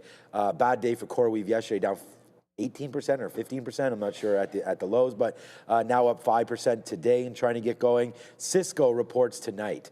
So that's the biggest name coming through tonight, Cisco, and we can wait to see if they do anything there on networking and, of course, some more cybersecurity talk there with Cisco. So we'll see what they're doing tonight. But yeah, not much going on right now. We can go back over. Oh, we talked about this earlier. We looked at the chart of GM. So let's go find the story and why they're so strong, General Motors. Yeah, not a lot of price action so far here this morning, as we said in the pre-market, but GM, if you zoom out on a daily time frame, looks fantastic. Back to highs here, 71.30. It's been a long time since we've talked about GM in that sense. Again, if you missed it, just a supply chain related story here. They're looking to eliminate anything from China in their supply chain, so parts, manufacturing, anything. Out of the supply chain, given the political environment we're in currently. Yeah. Kind of an interesting move in timing specifically here for GM. Yeah, timing specifically. I mean, you're definitely currying favor with certain political people that you want to be friendly to you, and the American stock market does react when those names happen because, you know, let's be fair. None of these decisions are made in a vacuum. No. GM didn't just decide to have a board meeting and say, hey, let's do this. It's a little bit of, if we do this, we get that, and thus. Exactly. Right? And so when all those things come together, I would imagine a pro-GM agenda might come up sooner or later to buy your trucks and buy them all American-made and so on and so forth. So, all these things happen in a scale much larger than even the stock market. A company that affects a lot of jobs in this country and specifically this province as well. So we'll keep an eye out for further storylines on GM. Yes, sir. A little birdie told me that it's your birthday on Friday, and I know you mentioned that as well, but your lovely family, your wife and your son wanted to wish you a happy birthday. Oh, thank you. and we do as well. So Thank happy birthday, Raheem, coming up on Friday. Thank you so much. I appreciate it. Congratulations! Happy Bitcoin birthday. for his birthday. Yeah, I mean, and you know what? You don't look, Raheem. Make sure you enjoy it. You only turn 25 once, so you know that's the important thing. Go out there. Too bad that was 20 years ago. Yeah. Some bottle service. You know, we have known Raheem for Long time, yeah, a decade at least. I can't even think of the actual amount of years, but it's been a while. But make sure you enjoy it, of course, and thank you, Raheem, for coming on here. You already showed the imbalances for Nasdaq, GM. I don't really see a trade in GM, but we were mentioning in the auto space or the electric EV space, I should say. Oh, And my 3-minute that's the second time it crashed today. Rivian is feeling a bit top heavy. I was thinking about like if it failed a break of $18 here for a pop and fade quick, but it's already starting to come back in here, and something just happened to Rocket Lab. Maybe there was an imbalance. The Rocket Lab just went down into 52, so this just dropped $1 as well. I was looking for 54 for a bit of a fade trade on that one. Maybe the imbalance came out on Rocket Lab. All right, only 45 seconds left. We're looking to dip by AMD, although AMD just went up about $1.50 right there, trying to get through day's high. We're looking to dip by on AMD, so get ready for that one. We also got our buys in for Google. This might come through sooner than we think right here at 291. Big move down right now early for Google, so I don't know, maybe the Nasdaq does want to turn a little red here early. Maybe I'll cancel that. Oh, actually, I'll keep the 291. I'll just go a little bit lower shares here just in case that does come screaming through. And then we do have the Nasdaq on watch today as well as SOFI. So we'll see if any of these can come through. They're now with less than 10 seconds left before your opening bell. This is brought to you by 3D Capital. Go check these guys out. We want to thank them for sponsoring our opening bell, 3D Capital. Okay, SOFI, there we go. We're already into Google, as we said. So less shares. It's a good thing we sort of canceled that one as Google coming crashing in right now into 290 again. So let's watch out for that one. And by the way, there goes AMD. I mean, all you had to do was punch the pre-market high right there and smoke that stock through 254. There goes AMD, 256. It's gone. Was up 6%, now up 8%. Advanced Micro Devices, and I guess maybe we should took more shares on Google. I don't know. Right now we're slightly up on GOOGL right now. Google trying to go higher right now. 291.50. I'll put a piece out, but let's just wait to see if it wants to work as it's breaking a little lower now. Google, the only trade I'm in. Yeah, a huge move up there on AMD. As you said, they're right off the open. It's looking pretty strong. The Nasdaq actually ticked down on the first look. I have Rocket Lab up in case it just went down 150 and then right back up into 53. So looking for that potential failed break. Play into 54. The other thing that's happening is Circle just took out the low. So no bop, no bounce on Circle, at least not very big, getting into about 95 and now taking out that low of the day as we speak. I was looking for pop and fade on that bad boy, so I guess we're not going to get it. And Rivian was the other name we're looking at for the open. No pop there at all either. Straight downside here. The Nasdaq starting to give it up in a big way. I said I'd wait for a dip buy in silver, but yesterday, the last couple of days, the dip buy in silver has been wait for it for about 15, 20 minutes. That does bounce off VWAP. I would take that one as well. So market really starting to come in here, but it's not AMD's fault. AMD's still above 254, at least for now. Yeah, it's nobody's fault here. It's but it is coming back in quite nicely. Something's got to be dropping. Yeah, I don't know. We're into Google. Oh, NVIDIA. Yeah, okay. We're in right into 290. Right now. So this is a level that we're going to try. We don't want to just punch out immediately here, but it is fading back out. Hey, Raheem, how's it going? Yeah, good. How are you? Good. Thanks for coming through today. All right. So yeah, exactly. Happy early birthday, I guess, and we'll see how. We'll follow him on Instagram and see how he celebrates it. Right there, 290 right now trying to hold. So that's that call. And then SOFI on dip buy opportunities as well. I mean, again, not something that's going to follow the NASDAQ per se, but SOFI right now still positive, and the NASDAQ trying to turn. And I said that to Jag early. He's like, oh, are you biased long or short? I'm like, I'm biased long, so therefore it's probably a short. And there it comes right in, but you're right, man. AMD holding fort right now to that long side. So be patient here, but their Qs came right into 112 real quick as well. 112 with a player as well. It's NVIDIA that's really looking the weakest, at least on my board anyways. So you're going juxtaposition here as NVIDIA. Yeah, this chart. I'm having some serious charts. Oh, are you? Trying to be calm about this, but yeah, oh, there we go. Now it finally loaded up there. So NVIDIA taking out the pre-market lows in here, but I just got in, and I'm not going to switch this because I think it'll crash if I do. So Rocket Lab just came back in, took out that bottom. My stop on Rocket Lab is the current high of the day. So if it rocket ships above that, pun intended, then I'm going to get out. But looking to add underneath this 53 area here on RKLB, and hopefully this chart has calmed down by now. I'm just so we do have a new position. You guys have all seen me sitting here in this Google position. Again, we're not taking monster trades here or anything in Google at these levels, as it's fallen against us quite nicely right here. AMD. But there goes the TQs. So we're into the Nasdaq right here. We've got a good little dip buy opportunity. We didn't even take advantage of that fully as the low got into, it didn't get to 1178, but does come in there a little bit. Let's take some out as we did dip buy into one of our positions there, but it's Google right now that is like just getting crushed right there. So we're going to go completely wrong. We were trying to hold out hope that these levels right into here would hold 290. It didn't. And I thought because we have less shares, I was going to give this a little bit of room. But man, yeah, I guess I don't have too much support left. So no matter the share size, you got to make the right trades. And right now for Google, this is against me here quite nicely here, down $2 so far on Google. And yeah, really no relief here in sight as it's just continuously going lower right now. Nasdaq, bad decision for the longs today. I hope some of you have some kind of shorts that you're willing to sort of lay on because right now. Enough. Yeah, I had one short in Rocket Labs, and it just broke out the high. So I got the short maybe a little bit late to have been able to scalp it. If you get it right at the open where I had it, then it would have been fine. I just got dipped. Whoa, okay, silver just came down. So the market's still fading pretty heavily in here. Silver just pulled into the volume weighted average price. So, waiting for it to get to that price. If we break out the lows, then I got to jump away from this. AMD's still super strong, but shout out to everyone in the chat. Although Rohin didn't type $sign in front of BBAI, that's fine. If I told you guys to hammer me every single time, I don't do that.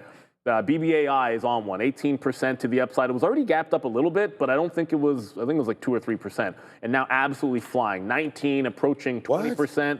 On BBAI. Are you kidding me? There was no story. This is just a post-earnings, maybe technical bounce here. So, yeah, it's absolutely on one. Make sure you hit that $sign. I feel like this is likely to end up leading the race. When I look back at this in 10 minutes, I bet you that's going to be leading the race. So, yeah, only in silver back into the highs. Want to be adding to this. I feel like it can go up even if the market does not, but still want to take some profit every time it bounces off VWAP. All right,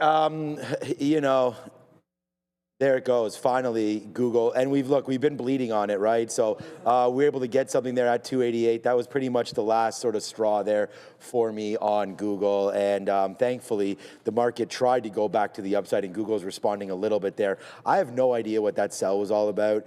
We didn't even get that many shares down there, but it's enough to give us a little bit of go here back up to the upside and give us some of those winners, as there goes Google. We just got out at 290 virtually, 289, like 80s, and then we have another, I'm gonna tell you the exact prices, 77 and 87, so not bad right there. TQs, more outs, but still watching out, man. Would like to get some out there, and if we do make some moves lower into 1170, just not hearing anything else right now, but, you heard something on Starbucks? Yeah, I thought I heard something on Starbucks, but I like Starbucks from yesterday. We talked a little bit about that. AMD, 258, man, that march to that 300 level, still a ways away. Was that the options level that Joe had? 300. 300, yeah, so we're still a minute from there. You're saying there's a chance? Google's, I don't, well, it was by next Friday, remember. Won't. Okay, Yeah. Joe just said 98% chance in the options market that it will not. So AMD still tracking higher. Okay, and my VWAP is not here. Yeah, I'm gonna here. I'll be showing you a lot of the black charts today. I feel like the volume weighted average price sitting at about 255 as this just continues to ramp job as the market is weak. It's a weak. AMD is leading the way after the analyst day, and let's go to Adara. Google with regards to Big Bear AI, it just looks like a lot of people are recirculating the news that they're going to be acquiring Ask Sage for $250 million. Again, though, we actually knew this already because they announced it during the report. So nothing new, but certainly some things being recirculated here for BBAI. Now, with regards to, I want to take a moment here to thank our friends shout out our friends at Origenics, OGEN, releasing a bit of a business update here through their Q3 2025 shareholder letter, announcing that they've actually regained compliance here with the NYSE. This is just the market. This isn't Origenics or anything. But yeah, just aware here, NYSE compliance has been regained. They also are talking here about AI. They're accelerating here with AI through their partnership with Receptor.ai. Apparently doing well here with their financial discipline. Their balance sheet is now stronger. So again, just a business update here for the Q3 shareholder letter from Origenics OGEN. Back to you. Yeah, good to hear some updates from them for sure. We haven't talked too much about their financials. Okay, so I don't know. Google had a run up. I'm going to try it again down here, but yeah, it looks like a break right now of 288, pretty imminent as that's coming back in pretty aggressively right there. I mean, these very, very bottoms are 287.50 and change. So looks like that is well within reach right now as the Nasdaq looking to turn red as the ES continues to bump higher. So that makes me think like maybe stocks like the banking sector potentially higher. Yeah, there goes JP Morgan, brand new all-time highs. Wow, JP Morgan. What? That's what? SoFi just went ham. Man, oh, SoFi, something. Why did we miss that? Oh, Yeah, man. SoFi, we have 30, 50 dips, so we didn't quite insane. get into that. It just went 32s on SoFi and continued to trend higher. All-time highs in 5, 4, 3, 2, 1, like count it down. Yeah, I love SoFi. Why not? So look at the intraday all-time high, I think might have broken, but a bit of a ramp job there on SoFi. Circle, oh, that's a miss. Oh, no. Did it rip 95? Oh, no. Bounced off of it? I was looking 97 for the short on Circle. It's now through the low of the day. This might actually end up SSR. So if it gets to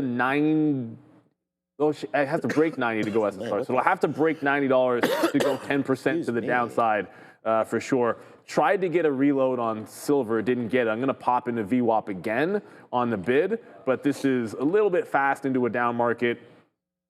If we fail this high at the quarters, I'm going to jump out and buy the dip and just kind of take what we can and run because everything is really coming in pretty heavily, and I'm kind of mad at myself for missing some of that short. But yeah, great look there on, you mentioned JPM, and I was like, oh yeah, SoFi today. Pulled it up, whenever breaking out. Yeah, whenever the ES is like ripping like that, I kind of just think about like what exactly is going on here in the general market space. And I mean, here we go. We always look at this sort of heat map, and we're going to try to build one for ourselves over here soon. But man, I don't know. It feels like I have something caught in my throat here. I have no idea what's going on. I'm pounding back the waters. Google, yeah, maybe that's what it is. Maybe I need to go get a quick tea. Palantir down 2% right now. Yeah, not looking great. JP Morgan. Visa, yeah, I gotta go. I think I gotta go get a quick tea. But all right, I got it. Yeah, take it over. I literally just messaged him in case he could. Wow, this is getting a little bit hairy here. You've got NVIDIA. You know what? All right, just get my trailing stop in there on silver. Don't want that to get back through the quarters. If it does, I'm jumping out of it. I'm just putting my trailing stop so you guys can see what's happening right now in NVIDIA, which is about to go red. It is cascade downside here, unfortunately, on NVIDIA. My first thought was, why am I not shorting SMCI today? Every single day for the last 5 days, I've been shorting SMCI. Today, I moved it to Rocket Labs, and SMCI chip right off VWAP. It's done this every single day, and it's been a good short when you grab it at the open. So I'm going to try and short the first pop back into this 39 if I can, as we are continuing to flutter to the downside. Nasdaq about to go red on the session. Even AMD, which was leading the way. Like, you got to be kidding me. AMD so strong, now it's losing VWAP. I was thinking, yeah, you could probably pick this one up if we can find a bid at VWAP. It's just right through it. Still up 7%. But it's not showing any signs of slowing down here whatsoever. And the other thing that's happening, oh, come on, it's PLTR. That's going to crash the chart for sure, right? Palantir here, if it'll load up quick enough. There we go. Palantir with a heavy initial candle. This seems like it caught a pretty hefty bid, but a $5 move, $6 move down, almost straight shot on the opening candle here on Palantir as well. So you have a lot of bleed happening in the market. Right now, the only thing that I see that is strong outside of that, you have some hauls? Outside of that move in no, don't go get me JPM and of course in SoFi, like you've got silver and gold looking strong. So I guess it's like a risk off and metals on. I don't know, something like that. As the market continues to flush, it's financials and it's metals, and that's they're hitting the AI trade again. What? Aussie? Metal. Oh, Ozzy Osbourne. He was saying. No, you know what? As a trader, my brain was like, Aussie, what, some Australian companies I should be looking at? Like, what are we talking? That's where my head went. I didn't go to Aussie. Australian metal company is very popular. It's my bad. Right into here. Okay. All right. So, yeah, Zeppelin, good call there. Yeah, they're all, not too many metal names nowadays, I don't think, but I'm not into that space. I wish my daughter got into the guitar. My neighbor literally Just get her into it. No, my neighbor bought her a guitar. Oh, there you go. For like a few Christmases ago, but she's more interested in playing the piano right now. She's doing that on Duo. Anyways. Okay, nice. I couldn't play the guitar. Yeah. I like all that kind of stuff there. Like I said, my son's trying to go to some different art schools coming through, so we'll see if he does that. But then now he wants to play football. So that door. It's freezing. It's freezing. I'm just saying, like, I don't know, it's colder than it usually is in here, like to the point where, like, my fingers are like, okay, it's closed. So that door was open before. So the market is continuing to try to find a bid. The good news is the Nasdaq pulled right into effectively flat, which would have been this level here. Okay, I just got trailed out of silver. I think maybe if the market bounces off this level, that's why I wanted to get a trailing stop in. And of course, I trail out, and the first thing that happened, it ticks higher. But right as you got into that red to green story is seemingly when we're trying to catch a bit of a bid here in the Nasdaq. What a crazy, crazy move at the open. Maybe AMD is going to settle down a little bit here, as it was strong. Okay, it's trying to hold. As I flip to it, I'm like, it's trying to hold VWAP, and then the first thing that happens is it dips right back underneath. So AMD not looking as strong as it is before. It's still going to be above the pre-market highs, so that's not a bad dip area to try to work into, but it's got to close showing a little bit of strength. Otherwise, like, what are we doing here? Like, it's still a lot of weakness, and if you're not looking at a bank or like SOFI obviously is, I mean, they're a bank, I guess they count, or a fintech name. I don't know where you're going to find some strength in here today. Maybe some small caps are giving you the goods. But yeah, unless I get something in SMCI, I'm not chasing this move. I'm not shorting the low of the day. And I'll buy a dip in silver, but there's nothing else that's setting up very well. Circle down 7% is still holding lower. If you happen to like it at 90 bucks, I guess you could take a shot there. But if it's not AMD, I don't even see what I'm liking right here. I'm going to have to go like deeper on the list than I thought I was going to have to. ON was like a secondary play on earnings. That held that 41 level, so that's a good sign, at least. Not much to look at. 42, sorry, I should say. Held that 42 in the volume-weighted average price. Maybe that's worth a look, but even this, does that look bullish? Big time topping tail candle, first thing at 9:30. Was failing the pre-market high and hasn't put in higher lows yet. So this is a wait and see on the 15 minutes as well. I guess I'm going to be very, very patient and maybe mean revert the bottom is the only play. I hate doing that, but there's nothing else setting up. Yeah, this is like the only thing happening right now is downside. So we tried Google at 288. We were able to get some out, but eventually breaks lower there. And then TQs as well broke lower. So 0 for 2 on the longs. And we said that earlier that's where we started. We wanted to look long, and we did. And we just tanking like everything sort of got run over there on that. But yeah, AMD, again, not doing well now. I may have to get off. I may have to get off the air. I don't know. I just can't stop coughing. Like I don't feel that bad right now. No, I know it's annoying. I know it's annoying to everybody. But we'll see if Obi is around. Fisherman's friend maybe. All right, why don't you take it over and I'll just. So look, I know I was saying it was only looking like it was the banks and all that stuff that was strong. No, we got UNH popping big time. UNH, Oscar also looking really, really strong here. So I guess it's a little bit of. The financials are good. Healthcare is good. Everything else is a bleed. My goodness, AMD it just can't hold a bid. Like I'm at the point now where if I don't get a dip buy in silver, I'm not trying to fight anything. It's going to be a mean revert. Like I got to see a trend break somewhere, and it's not happening in NVIDIA. NVIDIA just turned red. That's continuing its nasty bleed here. As rotation is the right word. I just saw that pop up in the chat there, PDW in the chat. You're getting rotation, financials, and healthcare, and then out of the AI trade. And maybe AMD was signaling a bit of a top. So just be really, really careful. I think this is not a bad time, as I said, to look at some other types of names. So my eyeballs are right here on ON. If it's going to hold VWAP and break back out, I still have silver up. I want to buy the dip at VWAP again. It worked the first time. I don't see why it wouldn't work the second time through. You're getting some strength there because gold is going higher in the midst of this market drop. We just had a bottom there of AMD in and around 250. So Sorry about that. We just had a bottom of 250 there for AMD. So I do understand what Neil's saying, and I actually believe that it is probably time to look elsewhere right now. I'm just trying to see if we can scalp quickly off 250. Here it comes right back in. Like, everything is breaking lower right now. The Nasdaq, I was saying like 25,000. It's not, we're not there yet or anything like that, but it's a nice move, man. We started at 25.8. We're now at 25.6.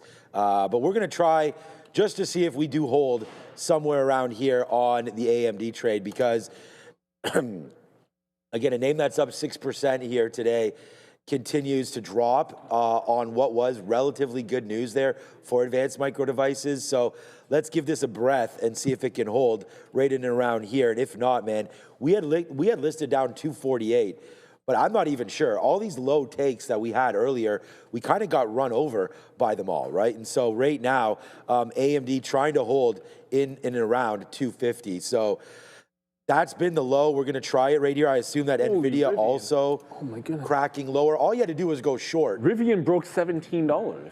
Okay, so that was another short that you had mentioned that you had liked as well. So yeah, some shorts coming in today. That is for sure. I found the stock that I think I like for the revert, and that's going to be Apple, because I think if it's AI get out, then Apple, I think out of the Mag 7 names, is the least of that worry, and it's the only thing which is trying to bounce off a support level that was pretty clean where it ramped yesterday. So this was the buy level yesterday. It's already put in a bottoming tail wick, but if this candle doesn't close, obviously green, then you are not breaking anything, and you're continuing on that downtrend. This is one of those that might take a lot of patience, because like I really want to be grabbing something at these lows, but until we break this trend, or at least hold the bottom once, hold the low, and then get a little bit higher.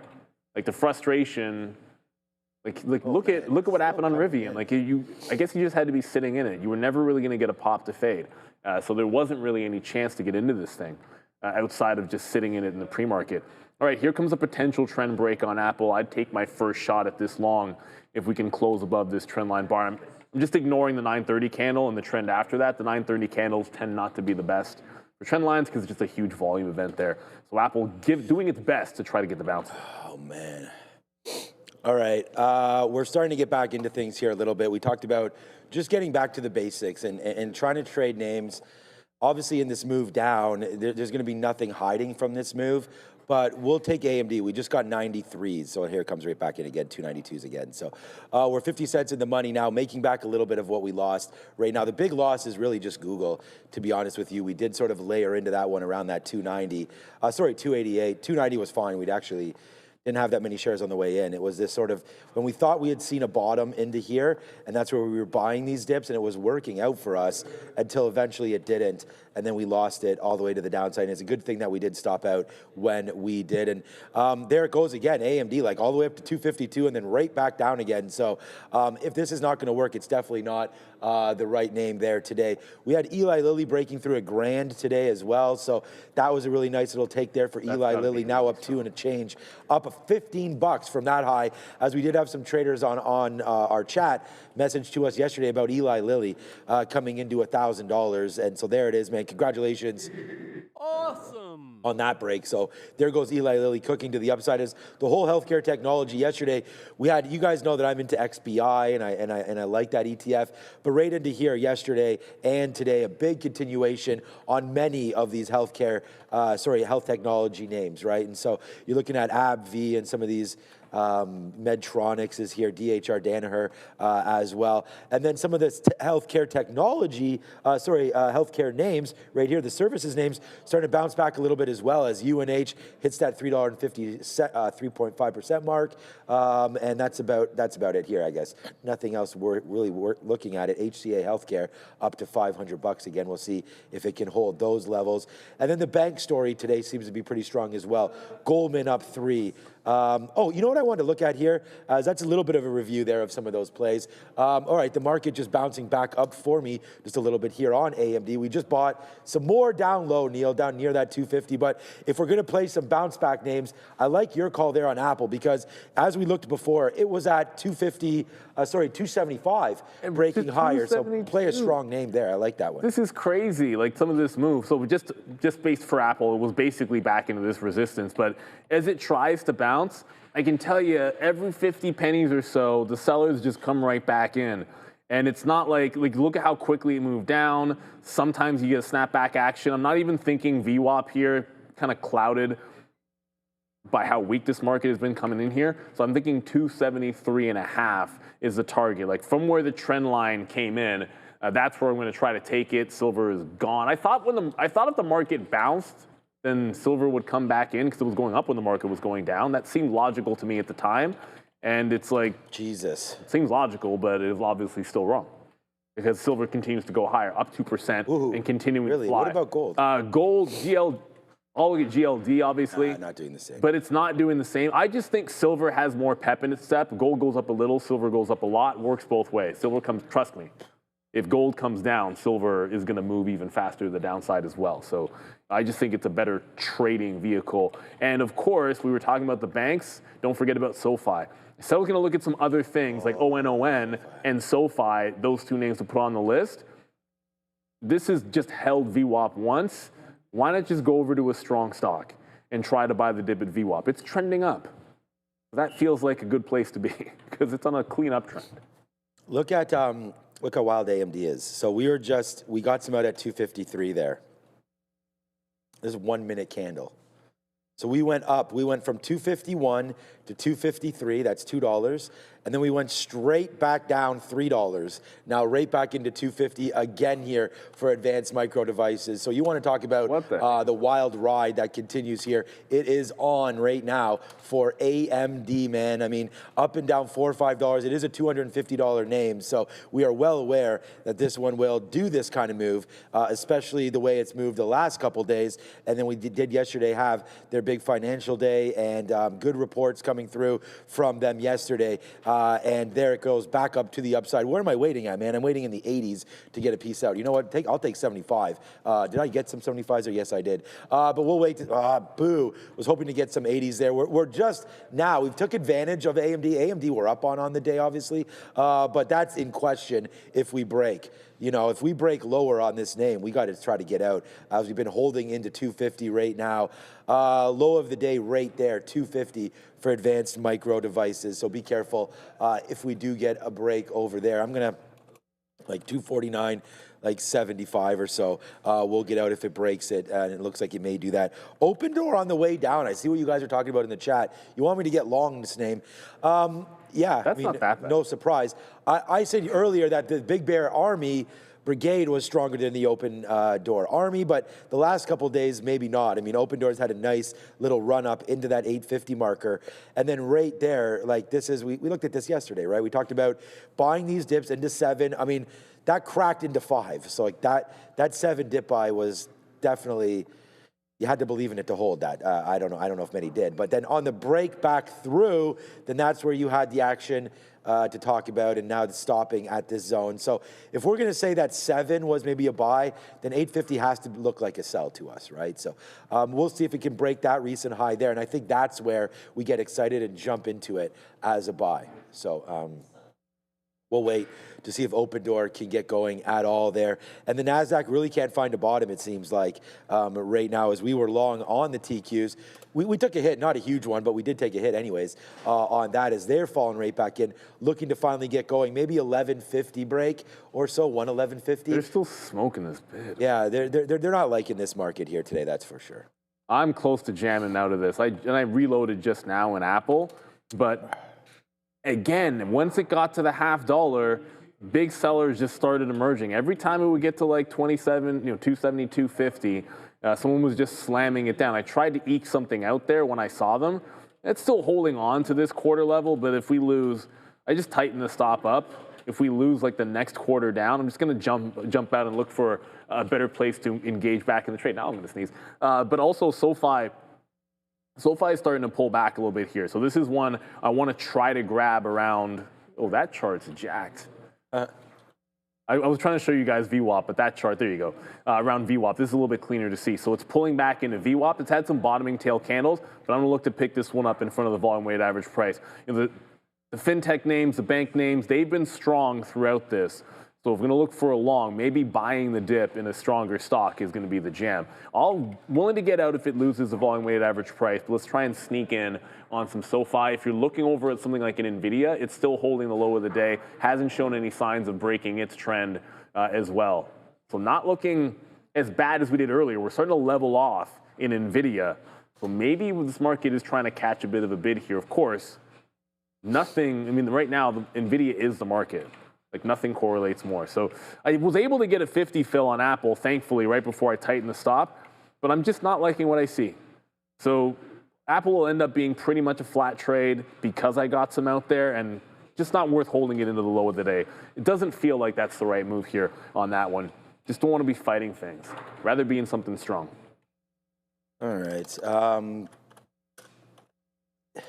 I wish I had more to talk about other than what I've been doing here, but there it goes. All right, let's go. Let's see if AMD can catch it again. We did reload that near the bottom. Let's just see if it finally has a chance to get a little bit more excited here. Back up to 253 is what I'm kind of waiting for here. That would be nice, but who knows, man. We're just scalping it out as we go. Circle, let's check out some of the other plays in the space right now. So there it goes, man. Circle actually had good earnings, and I don't know the market not liking much today. That is for sure. Now, you just said you're going to sneeze. No, I'm going to sneeze again here, I think, in a second. What is going on over here with us? I'll mute myself if we do wind up doing that. But we mentioned Circle at 95. Right off the open, it ticked into the 200 period moving average. I was actually somewhat bullish on Circle, to be honest with you, as we started to move a little bit higher there. So I would be very, very careful with this name because it did fail there at that 95, which was VWAP and the 200 period moving average, and we continue to go lower. The exciting thing about Circle is it's looking like it may have bottomed and it's at a key level of 90 bucks. So right here, good on us to look at this. Not sure if it has the goods in it. Oklo, kind of opposite of Circle here, as Oklo had not a great report. I mean, Adair and I were looking at it. It was minus 20 cents versus minus 13. And as we watched it, we sat there live last night with Brian, and he didn't talk too much about, well, he actually did. He did talk a little bit about Oklo, but on earnings, it's very tough to analyze because you don't know that this is going to happen. But that $100, I asked him about a psychological, oh gosh, here we go, Neil. We are making back pretty much our whole thing here alone on AMD as that just continues to Moon City. Let's go AMD. This one really rocking now back there to the upside, finally trying to break long now. If this market gets going, there we go. We know that we have AMD in our pocket now, so thank you, Advanced Micro Devices. Please yes, Neil, $3 finally, man. We were actually down a decent amount there, and then we found out that AMD is exactly the move that we needed, and there it goes, man. How much? I said $3. It's $4 right now in the money. All of a sudden, you see what happens? Like, start making some money, the voice magically fixes itself. But there it goes. Nice move to the upside there for Advanced Micro Devices. Booyah. There we go. We're back to flat on the day finally, P&L wise. That took a minute. But there it goes, man. 2 fails with the TQs and with Google, and they're not even rallying that much now. But a good little win here for Advanced Micro Devices. I mean, let's take advantage of it, man. $4, good one there. No outs there on AMD. It was our number one, no outs on the downside. It was our number one trade idea. We just should have stuck with it, but our other 2 failed. And I think that's why you don't want to have too much tunnel vision there, but yeah, you know, AI today taking it on the chin a little bit. A little bit, and but getting back to the upside pretty heavily. I'm sort of, yeah, it is SoFi that's gone. Missed that dip buy on SoFi. I'm gonna be frustrated with that one, but it is hammering about 4.5% and continuing to go. This is absolutely blasting. NVIDIA was able to catch a bid. We're gonna go to Adera. I jumped out. If Apple, it's now starting to go, looking a little bit better, but I didn't want to fight. This is not the hill that I wanted to die on when I see that weakness, and even how far it's going now compared to some other names is just not enough. I don't think this is going to be the one, so I'm going to stay away. Let's go up to Adera, come back, and I see you, David, with the super chat. Let's talk about this market. Bit of a rough start to the day for the SPY, gapping up but pushing lower. To be clear, we're still, as of right now anyway, just above yesterday's high, so relatively flat, but either way, some weakness to start the day. I do want to discuss this lack of economic data. We don't have any, but guys, guess what? The government shutdown could potentially come to an end, which could end this economic data desert at, initially I was seeing 4 p.m. Now it looks like it's going to be closer here to 7 p.m. The U.S. House is set to vote on the stopgap. So push the time back by about 3 hours, but looks like we could get some kind of vote here with regards to that stopgap and some kind of shutdown resolution. I want to talk about the Fed. We have a lot of Fed speakers today, as you can see, and one of them, Fed's Bostic, who's set to speak at 12:15, he actually just announced he's going to be retiring as of the end of his term, his 5-year term, which will, I guess, mean that he's out of the Fed by February 28th, 2026. So again, retirement here for Fed's Bostic, but he will be making comments at 12:15. So stay tuned for that. I'll cover all of the Fed speak for you guys. Sean's been talking a lot about AMD, Advanced Micro Devices. This one getting a big move to the upside post-market and this morning, at least to start the day as well. We had some positive comments here with Analyst Day. They're expecting in the next 3 to 5 years over $20 per share EPS for the year and really strong revenue and gross margin growth. Coinbase also on watch, lots of different catalysts for Coinbase. Late yesterday, it was reported they've called off their $2 billion deal to acquire a stablecoin startup by the name of BVNK. Then this morning, we get this rollout here of JP Morgan's coin token. And we also have for Coinbase, last but not least, some commentary suggesting that they want to switch from Delaware and then reincorporate over in Texas. Before we send you back to Sean and Neil, we'll take a moment to thank our friends over at Origenics. Each year, 3.8 million concussions are reported in the U.S., but there's still no FDA-approved treatment. NYSE-listed Origenics, or OGEN, is changing that with its first-in-class intranasal drug designed for rapid brain access. With the concussion treatment market projected to reach $8.9 billion by 2027, Origenics is uniquely positioned to lead the way. Learn more.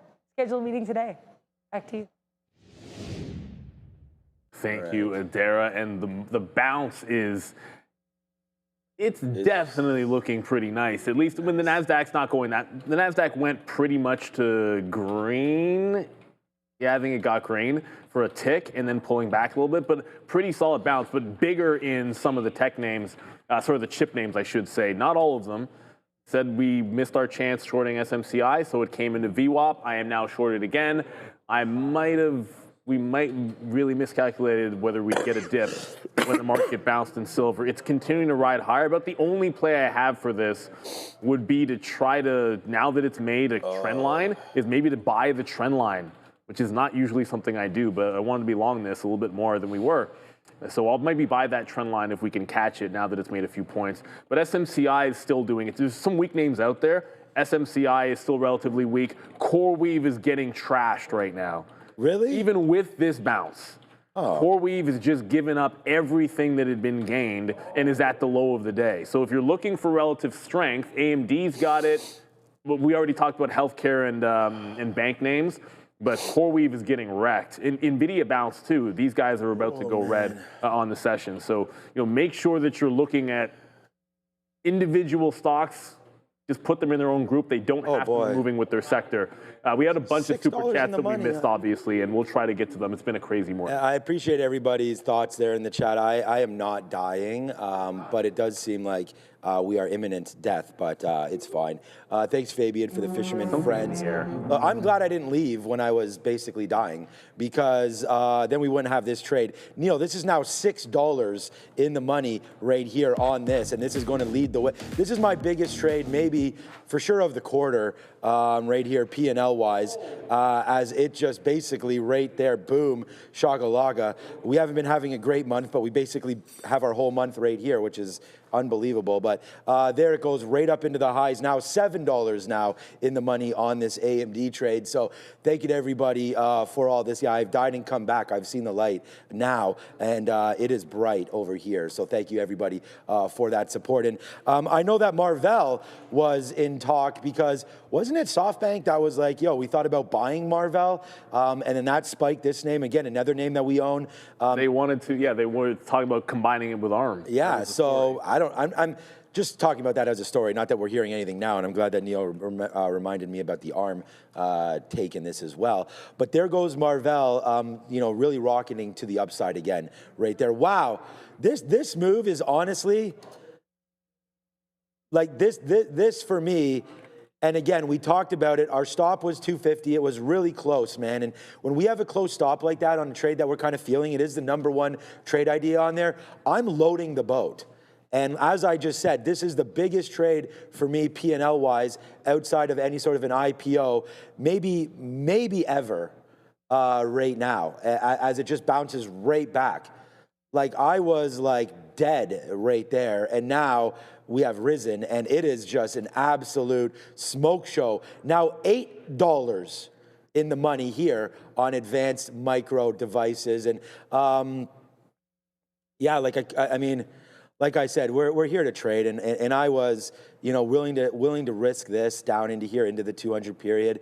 Again, the #1 trade idea, the biggest stock of the day, advanced micro devices, gave us a dip buy, and the market's not even recovered yet. The Nasdaq was up 0.6 when we started this whole thing. Nasdaq's still red, and AMD is like, okay, we gone right now. Good little move there to the upside right there. Unfortunately, we don't talk P&L, but I just told you guys that's the biggest trade P&L wise that I've ever put on probably this year, outside of, or maybe all time, outside of IPOs or rebalances or anything like that, like non-gimmicky trades. This is probably it. So there it goes, man. Really happy with this performance. Yeah, congrats. You got to be happy with it. That's the thing. It's not, the market's not doing much. No, in terms of surprised at this. Well, it's back to green, but see this battle that's happening? The Nasdaq like 3 or 4 times has gone green. It's a 15-minute chart, so obviously, you know, like I could put a 3-minute up, but I like a longer-term chart for my futures. It's trying now to really close this gap and maybe get into volume-weighted average price. So I'm trying to separate the wheat from the chaff here. I want SOFI if it ever comes back down. I don't think that's going to happen.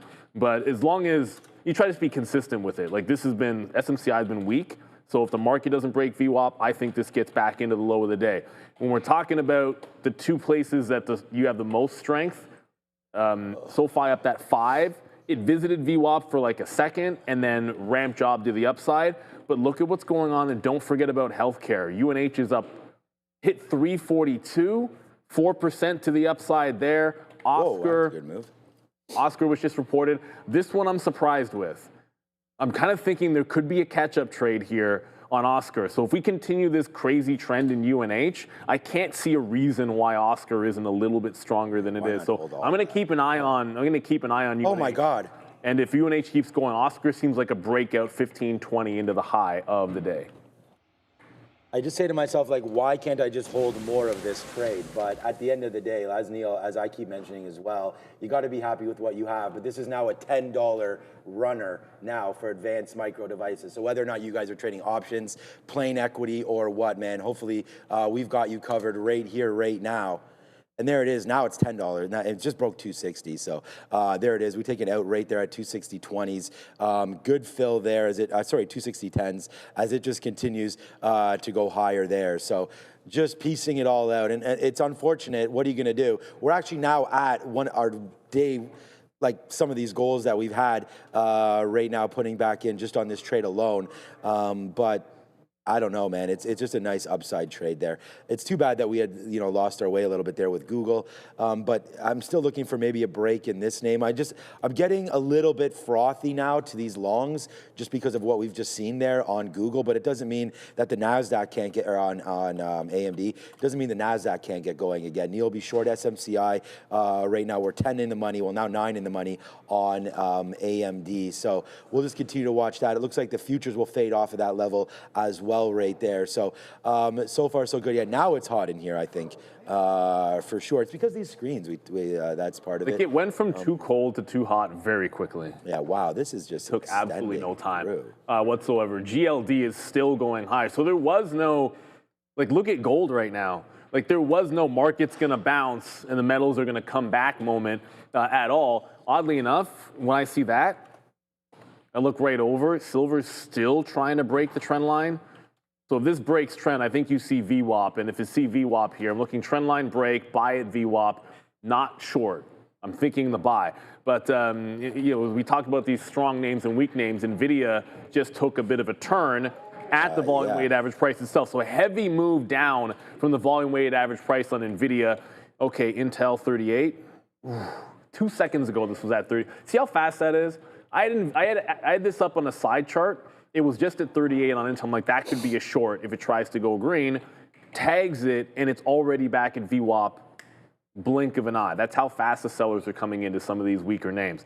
We got SMCI. I want to add this one to the list at that $38 level here on Intel. I'm going to get my stop through. I'm not convinced. Unless you're a strong name, like the names that have been relatively strong, I'm not convinced you're out of the water just yet. So we'll see if we can't pick something up on this one to the sell side. Big move down there just now in NVIDIA, and that kind of sparked this on Intel. This could just end up being a VWAP short. Got to watch SOFI as well, because I am still trying to buy the dip here in SOFI, and this is coming in pretty quickly into the volume-weighted average price, like very heavily into VWAP. So buy opportunity potentially in SOFI. Try not to get run over here. Man, I really like SOFI. Yeah, that was another one. So far today, man, we've taken everything on this list except for SOFI, and we're only 2 for 3. But like I said, if you believe in something, believe in it and take it, and we did that with AMD. Unfortunately, we got rinsed everywhere else. But yeah, SoFi pulling back, and it ain't that bad.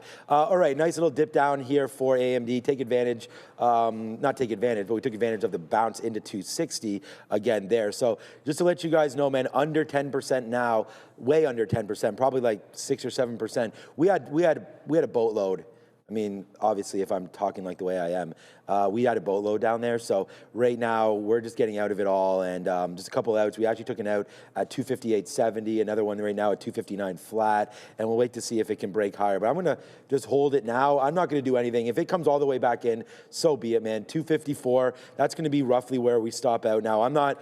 If anything, I'll reload back in here around VWAP and then deal with it then. But let's see if we can get a move back there to the upside and see if we can get this market to wake up a little bit. How's my brigade doing right now? BBAI, Sharif, up 18% right there off of nice dip buy opportunities. Man, we talked about wait for earnings, and if you did, you got a little bit of a bump yesterday, and then now you get the confirmation there back up to the upside as 25% short float. And remember what the plan for me was: out at 650, out at 750, out at 850, and then that's it. So I didn't rebuy, so I'm still waiting. We've already got that move out. So now we'll wait to see if we can get into 950 or so. By the way, AMD is right back up 2 days high once again as that continues to work. We are now days away from Netflix splitting. So they had a dip, man. They had a good dip. And I don't know if anyone bought it. It was a little bit of nerve-wracking there because it had fallen pretty good off earnings and kind of did not hold that 1100 until eventually breaks higher. So we wait for November the 18th. So a week yesterday, and we will get that trading off split, which will be divided by 10. So you'll have about 100 and whatever dollar stock right here, 112, 115. 15 looks good on Netflix. Yeah, so we'll see 115 right into here. We'll see if it can come splitting around 120 probably, I would think. If we can get back up here in a week, looks like it's trying to do that. So we'll wait to see if Netflix gets going at all off of that split. And I haven't traded Netflix in 10 years on the show or so. Maybe not, the show hasn't been that long, but in 5 years probably. And we'll be putting Netflix a lot on the note as it gets into a better price area for myself. Tesla is going Oppo AMD right now, but not Oppo the market, as the market gets right back into lows. And look what AMD's doing, man. AMD is at hot. We just hit out to 260. Look where we are right now. That's crazy. I'm going short right now, man. Going short, getting some more out at this level for AMD, as we are now almost more than $10 now in the money on this trade. Oh my.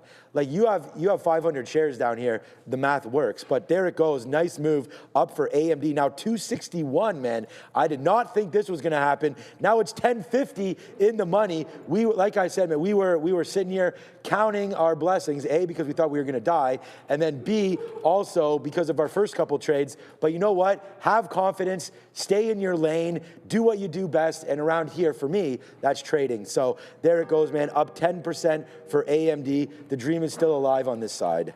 The dream is definitely alive. Look, the dream's been alive. This has been a good month for trading, no questions asked. And sort of sticking with what is working, Look, if the market's bouncing here, I'm going to quickly show you the process. There's your higher low on the market. There's the low of the day on SMCI, so I'm tapping out of it at least for now.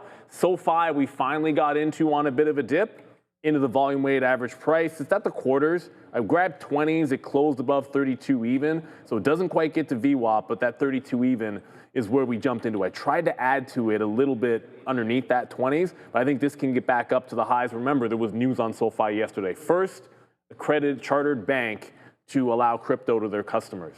So SOFI does have a positive catalyst for this move. If it can get back to the high of the day, fantastic. It's also, at this point, got a nice little trend that it's starting to form alongside of VWAP. So for now, buying the dip on trend, and we can visit VWAP a little bit later. It's only 10:20. It feels like it should be 11 o'clock already. The way that this market is done, like that first couple of candles on the Nasdaq felt like half the day. The way this was coming back down in. And again, it doesn't look like we're out of the water. That is not a very bullish green candle that we just put on the 15-minute. It's a topping tail wick. If we close underneath 25.6, this could be headed right back into the lows. So I do still want to look for a short idea, which isn't short in the low of the day. I settled on Intel. It hasn't closed under VWAP yet. I didn't get the 38 level, but this is what's going to be next. At least it feels like this is going to be next for me. Closing under VWAP, short this to the prior bar high, and if the market breaks the lows, I can't see any fathomable way Intel doesn't get to its lows as well.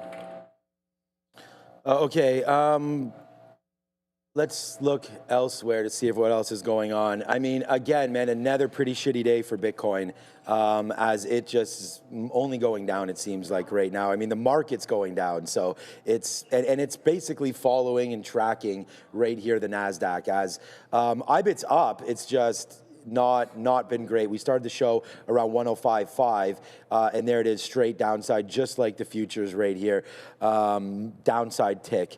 And not really being able to find its footing here is Bitcoin. And yeah, I feel like I'm not losing. I mean, I have lost a little bit of, not faith, but, you know, in dip buying this. I want to let crypto settle a little bit here right now. Ethereum also down 30%.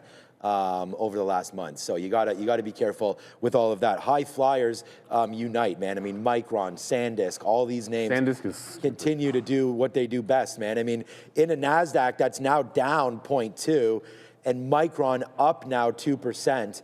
That keeps on ripping right there. And then so right now storage is what people are looking at, man. We're not looking at power. We're not looking at these data centers. But when you do look there, you do need to have memory. So SanDisk right now and Western Digital is another name. Look at the chart here. This is up another 2%. This one just keeps on blasting through. WDC, another name. Micron, WDC, SanDisk continue to work, man. I mean, these daily charts are super, super impressive.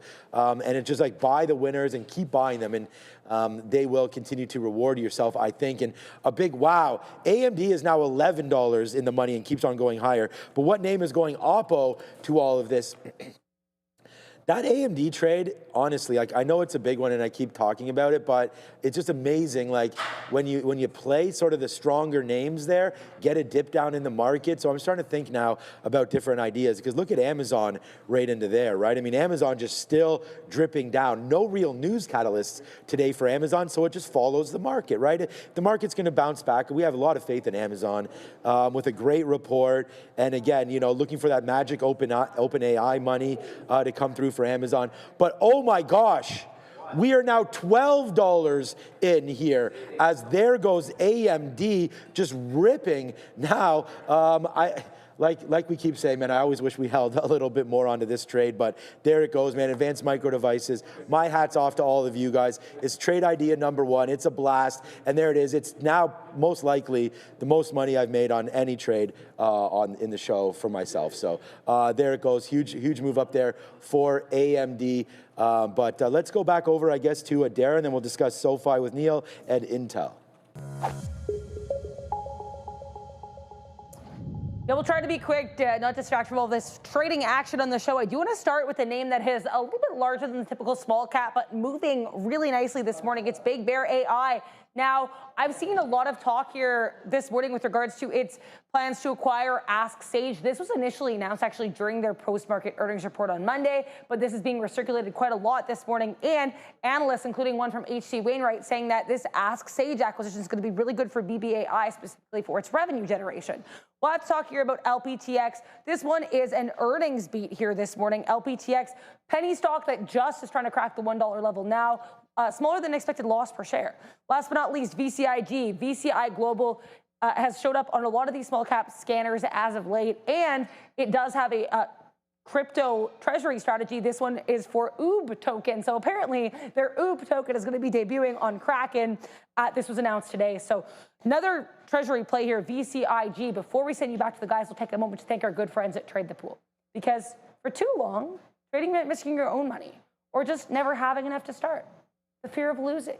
That's what kept so many traders on the sidelines. But guys, all of that is changing because Trade the Pool is transforming how traders access the markets. With its limited risk trading model, traders use funded capital while Trade the Pool absorbs the downside. This allows traders to focus on what truly matters: discipline, consistency, and growth. When you hit the profit target, you keep 70% of the profits. That is no fear. That is no barriers. Just real opportunity. This is the revolution of limited risk trading powered by Trade the Pool. Visit tradethepool.com or scan the QR code now to get 10% off your first evaluation. Back to Sean and Neil. Make sure to like and subscribe. We had Mitch on yesterday from Trade the Pool, always a good friend, dropping some insights. He believed it was going to be a little bit skittish for some of the growthier names, I believe. But today, that's how it started out. It's not how it's doing right now. So SOFI did bounce off that 32 a second time. So again, the stop was on the trend line, not necessarily VWAP. So I'm literally getting out if it breaks the 32 level. It just held 32.4. Not really a head and shoulders, but it is the prior high off the open range. So a little bit out there, looking for the high of the day. We'll reload one more time if we get that 32 level on SOFI. Now I'm going to sneeze again. I think it's something in the air, to be honest with you, because my allergies have been going ham. But Intel just blew through the top, so I'm out of that bad boy. As Intel just blew through the top, gonna stick with the strong names for the longs a little bit more, which means SOFI, but also going back to the well, if I can, with silver. It's now up 2.5 points, and it did break trend. I thought trend line break would get us to the volume weighted average price. It's starting on that path now. I think you get back into VWAP. Like typically I would short a move like this, but I'm not feeling bearish enough in silver to do so. I'll just allow this to hopefully come back in and pick me up on SLV. Shout out to Manuel also mentioning that BBAI is relatively strong. I like SOFI, BBAI probably good as well, and silver, but you can only look at so many names at once. Okay, again, this chart too. Okay, so I'm missing a bit of data on that BBAI chart. But BBAI, it's about the $7 level. Resistance turns into support. Right now, the resistance that's at 740 is winning. Needs to bust 740 or wait for 7. And if we're going to pull back in and dip, then I like SOFI and silver just a little bit more. They were both more my plans this week. So you want to be able to stick to those names. And just because it's been busy doesn't mean we don't look at the volume. The visualizer for everybody. SOFI, we're on. BBAI, we just talked about. Tesla, we have not looked at just yet. Number 3 on this list is Tesla. I feel like I'm going to probably be, well, I'm not going to be surprised at the opening candle because I imagine it will be bad just like everything else. Now, the difference between Tesla and everything else is there's no bounce in Tesla right now. So down like the rest of the market and following along, but it's not getting any kind of a dip. Tesla's in the penalty box, apparently. Let's get some super chats in here. I know we missed a few of them. Thank you very much, Andre, for reminding us. Adam Jones, second super for CMCT analysis, please. I feel like this is going to be a Sharif special. I know I looked at this earlier, and it was a small capper. Oh, no, he's not going to like this one either. Underneath the volume weighted average price, and I know skittering. I know, Adam, you called this one an 825 in the pre-market, and we've said this before with these. Sometimes the pre-market trade is your best trade. 825 to 10, 825, and then by the time you're not even at the open and it goes to 10 a second time, That's your win. Sometimes you just got to bank those on these stocks. Loses VWAP right at 9:30, no trade on the small capper that loses VWAP right away. Not a bad looking chart. Maybe you get some continuation if it can do volume. But when you lose VWAP early, sometimes you run to the hills because the shorts just took control. That's all. So, good look on that CMCT. I think this one might be dead for at least the next little bit. Sometimes at 130 you can pick back up, but that one lost a bit fast. Is that the only one there, Andre? You mentioned we might have had some. Any stories using Bloomberg terminal? We don't use a Bloomberg terminal here. We have a Dara, and then we have other news sources that we're able to have. Actually, they're building in a news source into P Pro. What's already there? It is there. No, but I was talking to. I didn't improve it. Shoot, who was I? I think it was Mateo. They're doing some improvements to it. That was literally yesterday, randomly. So we actually have in our ear a news source, and then of course Adara has it as well. Kelvin GTS came late. Who's the dude in the suit, classy and handsome? That is Raheem. That's me. Oh, Raheem. He's some millionaire. Trader TV needs more suits. Suits? No. Remember what I told you guys? I mean, suit day. No, we're not doing that. We believe around here, you wear what's comfortable. Raheem very comfortable in suits, right there, right? And so we wear this, and yeah, thanks Raheem. I mean, a great friend of the show, OCI group coming through every single second week, I think, 2 weeks, twice a month.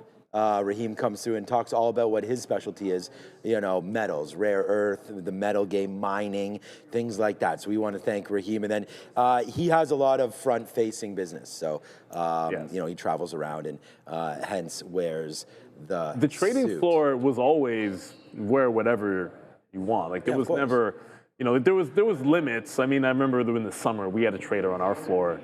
He pushed the limits with the wife beater and lack of personal hygiene. But that's about the only limit there is. Just make sure you're comfortable. Yeah, I mean, Sharif used to wear tank tops.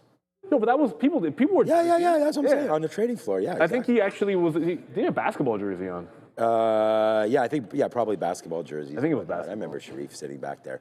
It was literally right behind us for a while. So shout out to Sharif, now part of the team, and we're more than happy. Oh, by the way, Sharif is here now. So shout out to Sharif in the building, getting ready for the midday show. In just a half hour, you'll see these guys coming through as he pounds back the little mixture there, some veggies in there, some chicken, eggs, I believe, and whatnot. And obviously, I was talking about the type of top, the wife beater, not. Come on. Wow, Neil. I know, but you guys know what. Can't believe you brought that up. You guys know all right, so now the puzzle all makes sense, doesn't it? There's Sebastian. So do not let what people wear fool you as to their net worth. I'll leave it at that.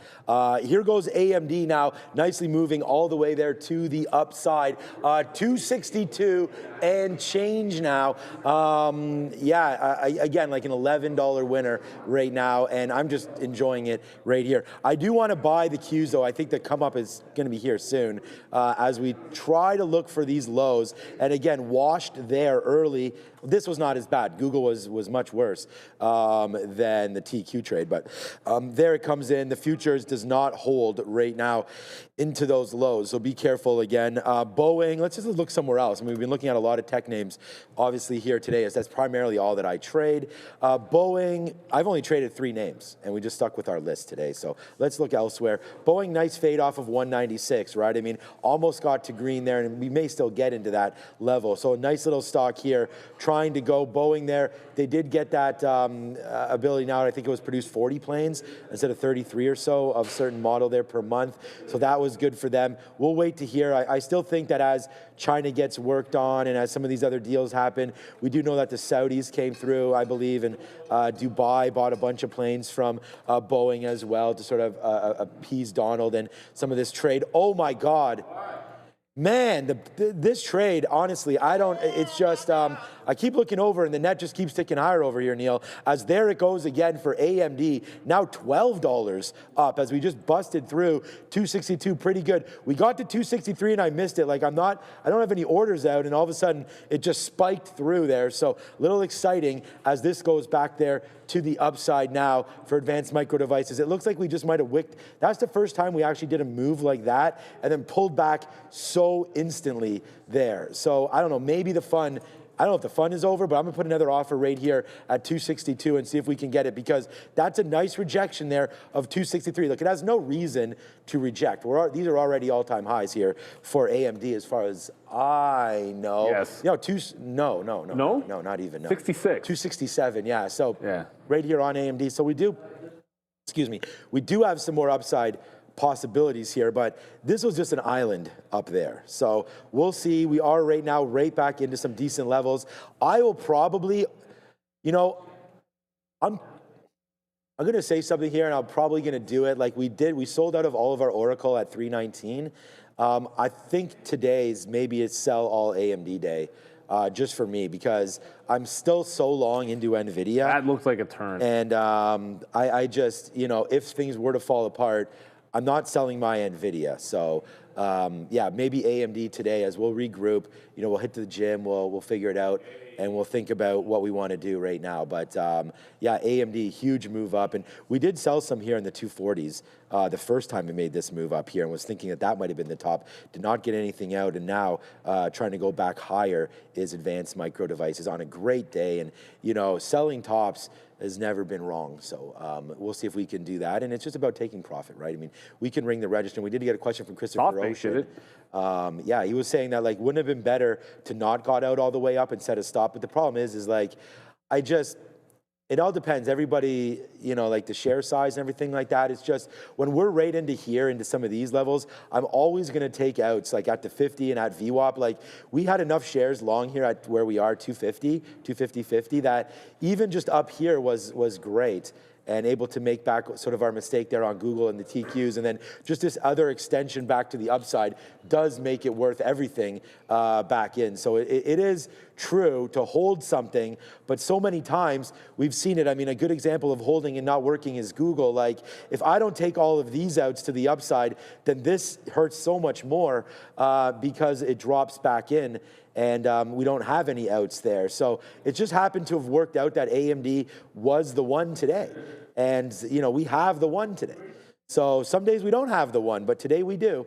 And we got to celebrate that, because if I hold Google for a stop, then I don't at least get out and stop the bleeding there. So it is a little bit of back and forth, man. So I do appreciate all the talk and all the suggestions, because I'm always looking for more opportunity and more strategies to hold longer. We had Obi on, where he threw the most coldest of water ever on Fibonacci's, calling them basically a complete that wasn't cold water waste of time looking at Fibonacci's.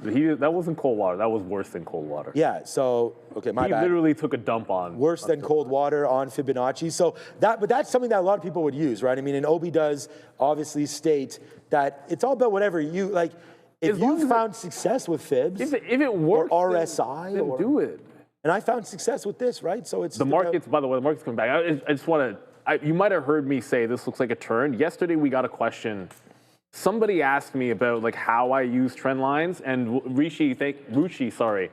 I'm gonna get to Meta in a quick little second here, but how I use trend lines. I like to have ideally 3 points of contact. So there's a trend break on AMD off the low, there's 1, there's 2, there's 3. That topping tail candle, when it broke the high, that was a trend break. So this is a play pretty much 10 times out of 10. I don't like to give it to the high in a particular case like this where it's already drawn down. It just went 63 into 260 and a half. So my stop goes to the prior bar, like this one here at 262 quarter. And so I'm short this one. We'll play it back as far as it wants to go, but I have to respect that open range high, 258.65.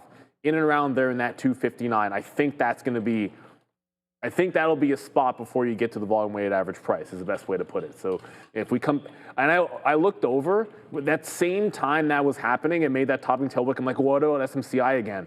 That was the candle when AMD did that topping tail. This is what SMCI did. It just immediately dropped through this 39. So this is obviously a better short, but I'm not going to short this at the low of the day. So in on AMD, as it looks like it's making a bit of a top. The Nasdaq just took the low of the day as well, but SMCI probably should have been the one. But that was so fast. I saw the topping tail candle. By the time I even flipped to this stock, it was look at it cratering. SMC has a problem, man. It's they're They're a real problem. Yeah, SMCI is, KC, is a big you're still open to learn and continue. Good for you. Stay humble, but do rejoice loudly with your boom trades. Let the motivation and release the adrenaline. The adrenaline rush can be real in trading. I can tell you that. I mean, we get excited here, but I mean, it's like sports. You know? Everyone, that's the sort of the thing. It's weird because everyone's different in sports. and I know a few athletes, complete opposite. I've always been kind of like the complete opposite. The bigger, like the more tense something is, the more I find myself like grounding in that moment to like be okay, this is it, instead of like the other way around. Like as we get, I'm actually the same way. I'm doing this for the show, right? But to show people that these kind of moves are real. But I agree with you, man. Everybody deals with it their own ways, right? I mean, like you were saying, like you were so tense there for the Blue Jays, you know. Oh, don't even get me wrong. Like so, like that's the weirdest thing. Like I was telling Sean, like my heart rate during Blue Jays games was significantly higher. Like there was a point I was telling you, like I was in some like mini flash crash in a stock. It was actually WonderFi. And I was out like a bunch on it. And my heart rate was like 80 or something, a little bit higher. I was at 150, 100 to 150 for 2 hours during the Jays game. It was insane. I'm like, I could be sitting there in like a crazy trade, but like, no, I'm watching a game I'm not participating in, and my heart rate's going nuts at that. I mean, it's the World Series though, so I mean. My heart rate in any of my trades, I don't think is ever, like I was saying, this is the biggest trade for me ever on the show, and I don't even think, I'll check it out, but like, I don't think that I ever really got out of, you know, sort of zen here at all. Oh shoot, I just closed. Hey, what is happening with Meta? Right now? Is Meta tanking, most likely? No, we got a super chat and we didn't go over to Meta. Look, everything that, most of the Nasdaq, okay, that's a big hammer to the downside on Meta there. It just held it. This looks like it could be a reversal candle though. Where's the bid? Didn't quite get. How far is Meta down? 3%? Yuck. 610, maybe 610. That's, oh, give me a break. This is a potential reversion candle as we speak. Thank you for the super chat. Yeah. Because this literally looks like a monster bottoming tail candle on Meta, which is, that's a setup that when you see it, you just got to have it. If it loses 611, I think that's an easy out, but I want this candle closing above. I might even nibble 12s, stop 11, and see if we can't add to it. That's a, VWAP would be the target, as what the heck just happened over there? Oh. So I know you're short AMD here, but AMD right now is actually starting to rip, and I'm starting to take some more out. It broke that prior bar high. Oh, you're out now, yeah. I'm out. My risk was $1.30. My first profit take was $2 on that trade. So I'm trying to risk, like again, like I said, like $1.30. I think a full move is VWAP. I think half a move would have been 59. So for some people, that's a relatively tight stop. But you know, when the stock is that strong, I'm not going to fight it too much. But if you get mean reversion trades, that's kind of par for the course. So 11 is the out here. That's going to be the next one. And I'll just get my stop in. If we close this holding that 11, I think there's a chance to add. Work to 614, work to 616, maybe 618, but the stock's too weak for that. I think we're going to Adara. Did I hear that right? Adara.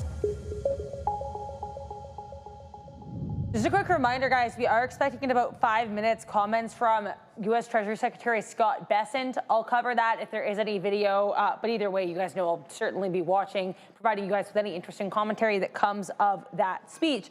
Let's talk about these sectors. As Sean mentioned earlier, finance is really leading the way. You've got JP Morgan, Goldman Sachs, Citigroup, AXP, all sharply to the upside. Health tech pretty strong as well. Eli Lilly, I was just seeing now, roughly $100 billion away from being in that $1 trillion market cap club. They're actually above 1,000 for the first time ever today. Producer manufacturing strong. Health services incredibly strong here. UNH up 4.5%. Transportation looking really good. Energy minerals is a bit weaker. Keep an eye on CVX. They're down about 1.5% today. And Chevron currently having their investor day. So just keep an eye on that one. And we have to talk about tech because these two tech sectors are certainly trading distinctly differently from one another. On the one hand, you have electronic tech, which other than some weakness in NVIDIA, is relatively strong. AMD up a cool 10%, Micron to the upside, ADI to the upside. But then if you flip over to tech services, this is going to be a picture of weakness. Other than IBM with some positive news here in the quantum space, you've got Palantir, Oracle, Meta, Google, and Microsoft all bright red. So lots of weakness specifically for tech services, though electronic tech and finance actually quite strong today. Back to you. Yeah, that's a very valid point there, Randy. Doesn't work with the Yeti. Saying use the coffee as a but the Yeti exactly. The Yeti doesn't is work not with warm. The Yeti. But the Yeti's fantastic. The Yeti's a little warm on the outside, I feel. Not actually. enough. I still got coffee that I made from the very open. Like I said, it keeps it warm though. Like the last drebs Still of warm. Still good. Coffee warm or your hands warm? Drink it. Exactly. Still warm. Neil. This is from like 2 hours ago too. With the crypto announcement for SOFI, what does SOFI need now to be added to the SPY? Is there any chance for end of year? What was that? So at no point this year, not to throw cold water, at no point this year has SOFI been near or even on the list in the betting markets for inclusion into the S&P. And I hate to say it, but Kalshi's been dead right about every single inclusion. There's not a single name has been added to the S&P this year that wasn't in the top 6 on Kalshi. So you know what? With that said, I haven't looked at it in a bit. I'm going to double back and check. But I think SOFI could come in. Maybe next year it's possible, but I don't think they have much of a shot this year. Last I had looked. Adara?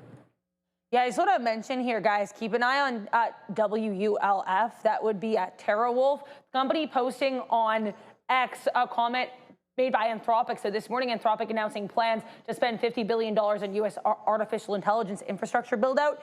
TerraWolf adding here that apparently they're, quote, proud that TerraWolf sites will power this next-generation AI expansion. So again, TerraWolf claiming that their sites are going to be powering this AI expansion here for Anthropic. It's very vague. If I get more details, I'll let you know. But either way, TerraWolf seeming to imply a little bit of a collaboration here between themselves and Anthropic as we send you back to the guys. So Ares Management, thank you, Adara. Carvana, MicroStrategy, Viva Systems, I don't know them. Cheniere, Flutter. Really? Flutter is yeah, I know, but it's FanDuel. Okay, but it's only 3%. And then obviously the ones that have already come in, like Robinhood and AppLovin. So you don't see SOFI on that list, which means SOFI, the betting markets, where money gets put into things is the best tell.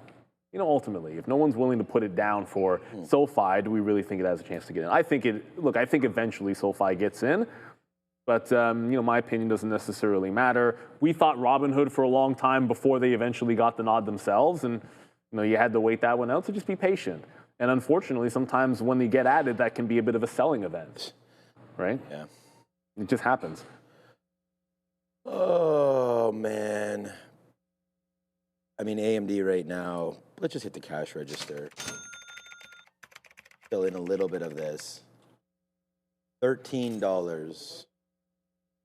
Okay, Raheem had a problem with an Uber this morning. Let's go check out on Uber right there. $94. A little downside here. I mean, the market still really is not battling back. What the hell, AMD? What the hell? The Miley Cyrus or whatever that thing is. 90. Yeah, I mean, again, like these dip downs, make sure you guys, I mean, I'm not sure if our audience is ready for what we're going to be launching with the Trader TV Academy. You know, it's going to be talking about some of the things that we've been talking about all show, but put it into a much more concise package for all of you. So coming in December, you're going to see something very special from us all here that we've worked many hours on. It's going to talk about mentality. It's going to talk about some of the paths that we've taken to get to where we are, how we got here, understanding your software, and really just what it takes to sort of up your level, right? And we really hope that it's well received by everybody, and we really think it will be. We tried to work on something that nobody else is doing, and I'm 100% certain that we nailed that. So pay attention to your inboxes, pay attention to the show.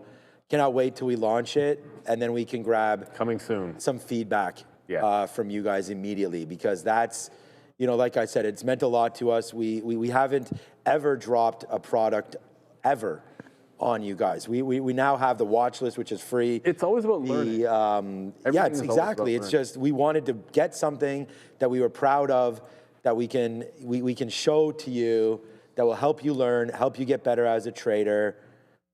I don't know, hopefully help get some of these $12 winners. I'm learning myself every day. So we want to add to this package as well as we continue, you know, to be here live every single day. And now it's going to be your opportunity. Stay tuned, man. Details are dropping very, very soon on the Trader TV And we started working on Academy. this a long time ago. Like like I remember, like when we trust me, it's been more than months in the making. I know, as I can't say. And even we had like yesterday, I was talking about the lesson today, some of the opportunities that you have at real trading in terms of what you can do. We talked about different markets where whether it was Amex with BMNR or Toronto where people were making money, like understanding the basics so that you can maybe apply trades that work in one place in another market, or take advantage of gateways or indicators, whatever it might be, like knowing the environment that you're in and a better understanding of it can help. And then certainly, of course, like building strategies, and the psychological aspect is a big one for it too. And part of the psychological aspect is sticking to your rules, I think. Oh yeah. I mean, that's one of the biggest ones. Yeah, exactly. I think a lot of times if you have a rule, if you try to adjust it, like I'll give you a perfect example here. Let's imagine a scenario where right now Meta goes to 617. Okay, so if I get the prior bar out and don't take the out, I hold it an extra few cents against me, and then it ends up working. Could it work? Absolutely. But I look at it this way. I'm up this week, I'm up on the month, I'm up every month this year, doing something a certain way. And that's the way you have to look at your trade. If the manner in which you do something ends up working, then you do that regardless of short-term and small outcomes, like one trade today or maybe a couple of trades in the week. And then you look at the longer-term aspect of it. Okay, well, if doing something this way doesn't work, then okay, then it doesn't really matter that it worked one or two times, or it doesn't matter that it doesn't work one or two times. You've got to sort of have that mentality, and then just go back to the well. Speaking of the well still has not managed to run dry on what was the initial long. So this is getting a little bit ridiculous to the point where I wasn't willing to take a trend break in silver. Now that's pretty much what I will wait to do, because it's gone way too parabolic here. Only 10 minutes to go. This is now back to almost to all-time highs on the daily on this move. So it's really, really close to getting there. What hasn't happened yet, and why I wasn't willing to do it before, is on the 15-minute, there's been no turn on the 15. It looks like there've been some turns on the 3-minute chart, but on the 15-minute chart, this is still very much heavy trend up. So it needs to show me an entry on the higher time frame chart to be willing to take this reversion here. So might have to wait it out, but I think the back end of this will obviously get pretty nuts. Let's go up to Adara. It's time for Money Talks. Let's see how the Dixie is doing in the US dollar. Oh yeah. Scott Bessent just took the stage here at this economic conference. That is the 2025 U.S. Treasury Market Conference. It's interesting. I'm already seeing comments that have come out from him. I'm guessing that's prepared remarks because I'm watching their live stream and he did just take the podium. But either way, I'll keep you guys posted on what he's saying. Right now, nothing super market related, more related to the functions of the Treasury. But again, if there's anything interesting there, I'll always keep you guys posted. And it is worth noting, he has begun speaking. I do want to talk as well, really briefly here. Paul Atkins, who is the chair of the SEC, making some comments about potentially establishing token taxonomy. That would be a framework to create a common language to classify and describe tokens. I'll get more into that in our crypto update at 11:30 a.m., so stay tuned for that. But in the meantime, let's talk about this U.S. dollar. We've found this really interesting pattern lately where we'll have, 4 or 5 days of buying, then a couple days of selling, 4 or 5 days of buying, et cetera, et cetera. We're very much continuing to trend on this DXY chart, and very marked difference in what we were seeing here in a lot of August, just a lot of top. So DXY, at least until we start making these lower lows, look like we're still trending higher for that U.S. dollar. I do want to talk about the Fed. We have a lot of Fed speak right now. Fed's Paulson did not comment on the economy. I didn't really see any comments of notes from Fed's Williams. And then 12:15 p.m., we're going to get Fed's Bostic and Fed's Myron. Now, this is significant for a couple reasons. Fed's Bostic has been a little bit more on the hawkish side as of late. Fed's Myron, in contrast, as you guys all probably know, is incredibly dovish. So this should be an interesting, paradox that we're going to have here. Fed's Bostic also announcing via a press release from the Atlanta Fed that he's going to be stepping down as president of the Atlanta Fed, or I guess retiring from that role once his term ends on February 28th, 2026. So again, term ending here for Fed's Bostic. He's going to retire in a couple months. We're going to get a new Fed to add to these Fed infographics, guys. So make sure to like and subscribe, and stay tuned for any comments I have to say about Scott Bessent's speech. Back to you. Yeah, I think something. It's the weather, that means. Yeah. It could be the weather.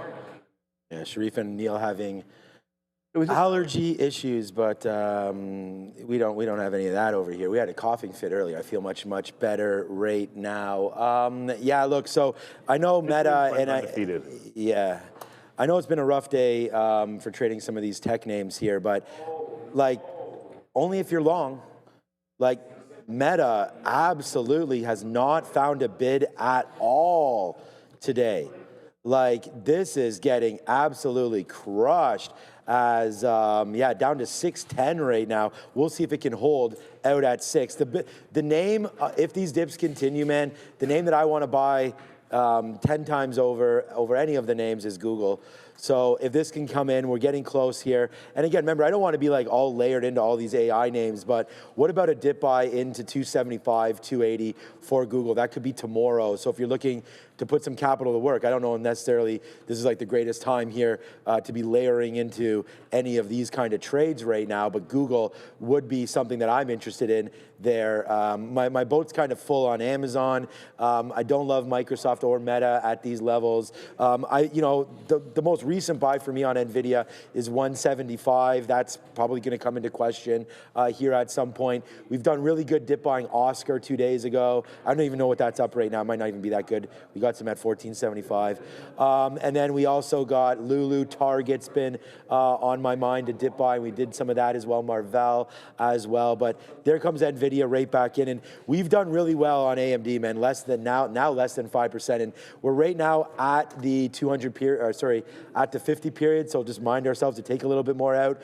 That was initially going to be our out, was when that broke, but now it's all the way back up here again. So let's just use this as our out, 259.50. If we break down below that, we will conclude, like I said, the biggest trade in my history here at Trader TV Live. So P&L wise, anyways, besides an IPO, or you guys see me hit that Palantir on the imbalance one day. That was pretty crazy too. But there it goes right now. AMD, happy to close this trade, and we'll put it right here at 259. I mean, we're going to close it for a $9 winner, but 259.48 or so. Just that little level there is 70s. So if we break down below that, we will just set this order to get out of 100%, and maybe we have some upside coming through. So if it gets back up there, our best out's in the 263 area. So far, so good.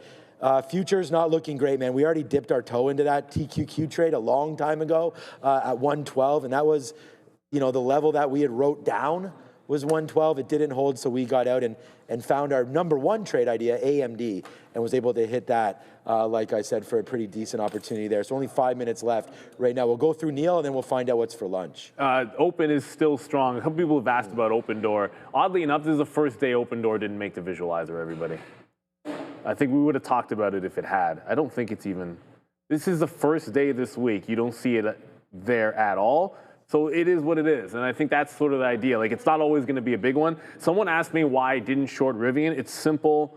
My play for Rivian was not just to be blindly short. It was a third day failed high break of the high. This is a dark pool candle at 8 o'clock. It never ran that top. By the time the open came, the stock was at 17.5. If I thought the out was failing 18, I'm not shorting 17.5 to stop out at $8.10 on Rivian. In complete hindsight, which hindsight's hindsight, that's a 60 cents worth of risk and it goes down like $1. I don't know what's going to 16.5. That's a ton. That's way too much. I was looking for a pop to be able to short off of that high of the day there on Rivians, when it just didn't happen. Only about 3 minutes to go here. It was on the visualizer open at some point. Maybe it was. But this is like yesterday. So Open Door was the best long for a couple of days like Rivian was, and then yesterday kind of like an okay long. It's doing the same thing. And if it's doing that, then I think maybe some VWAP dips make some sense. It's, higher lows and good. Not explosive, but still strong is the best way to put it. And in a down day in the market, sometimes it's those squeeze names and, small cap or low float names that are going to do a little bit better for the long side of the trade. So I'm with you there. Just wait for the volume weighted average price, but never wait too long to go to a dare.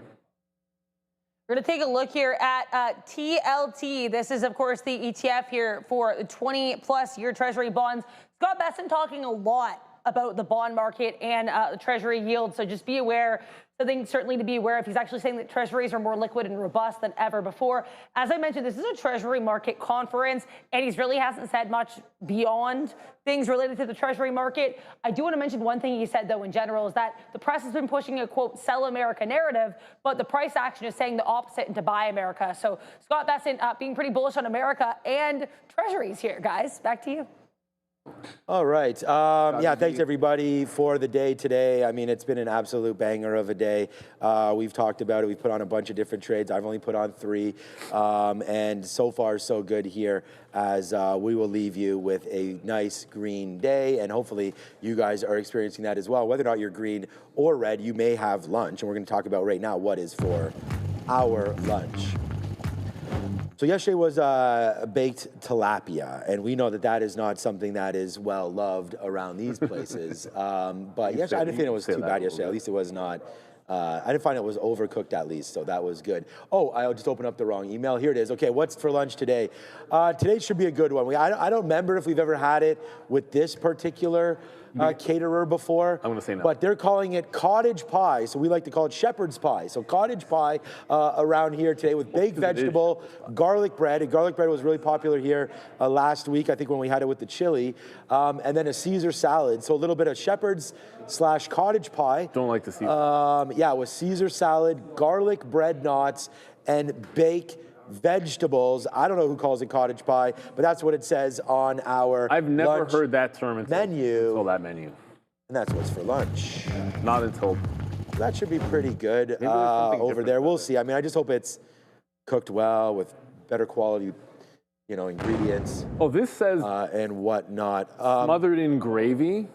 Attaboy. Difference? Attaboy. Maybe that's my shepherd's pie has gravy in it, but not smothered on top of it. No, this says, I'm reading a thing, it says smothered in gravy. I wouldn't describe shepherd's pie as smothered in gravy ever. No, not shepherd's pie. Just quickly here, as we'll give props up, and like I said, the biggest trade I made P&L-wise is AMD, and we are now out of that as it breaks below that 259.50. Now out of that trade, which is perfect timing with only a minute left right here. I'm going to be flat. Neil be flat. It was a very good day for me, obviously, as we talked about that. I hope it was a good day for many of you out there as well. Join Neil and I again, of course, at 2 p.m. But just momentarily, Sharif is back, which is nice to see him. As Adair filled in for him early, he'll be back with Joe, is here now with Joe on the midday. So join these guys for a little bit, and they'll go over the news and whatnot around 1 o'clock and talk anything you guys want to as Open Door taking out the day's high. Open Door is pretty strong, taking out today's high, but the market is not. We're going to close barely holding on to the low just 2 seconds ago.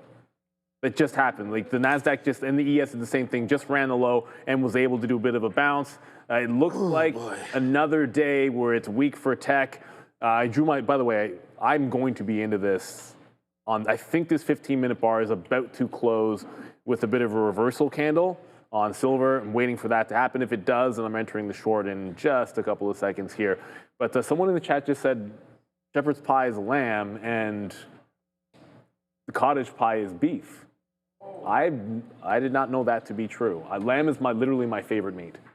But I've never that would kind of. But if there was a lamb is absolutely delicious. He's in the chat. I haven't seen that guy in a minute. Lamb over turkey at every single holiday. If I can always choose it. Turkey's overrated. I'm a lamb kind of person. We'll go back at 2 o'clock. We'll be back at 2 o'clock. Sharif's in the building. Joe's in the building. They're locked and loaded.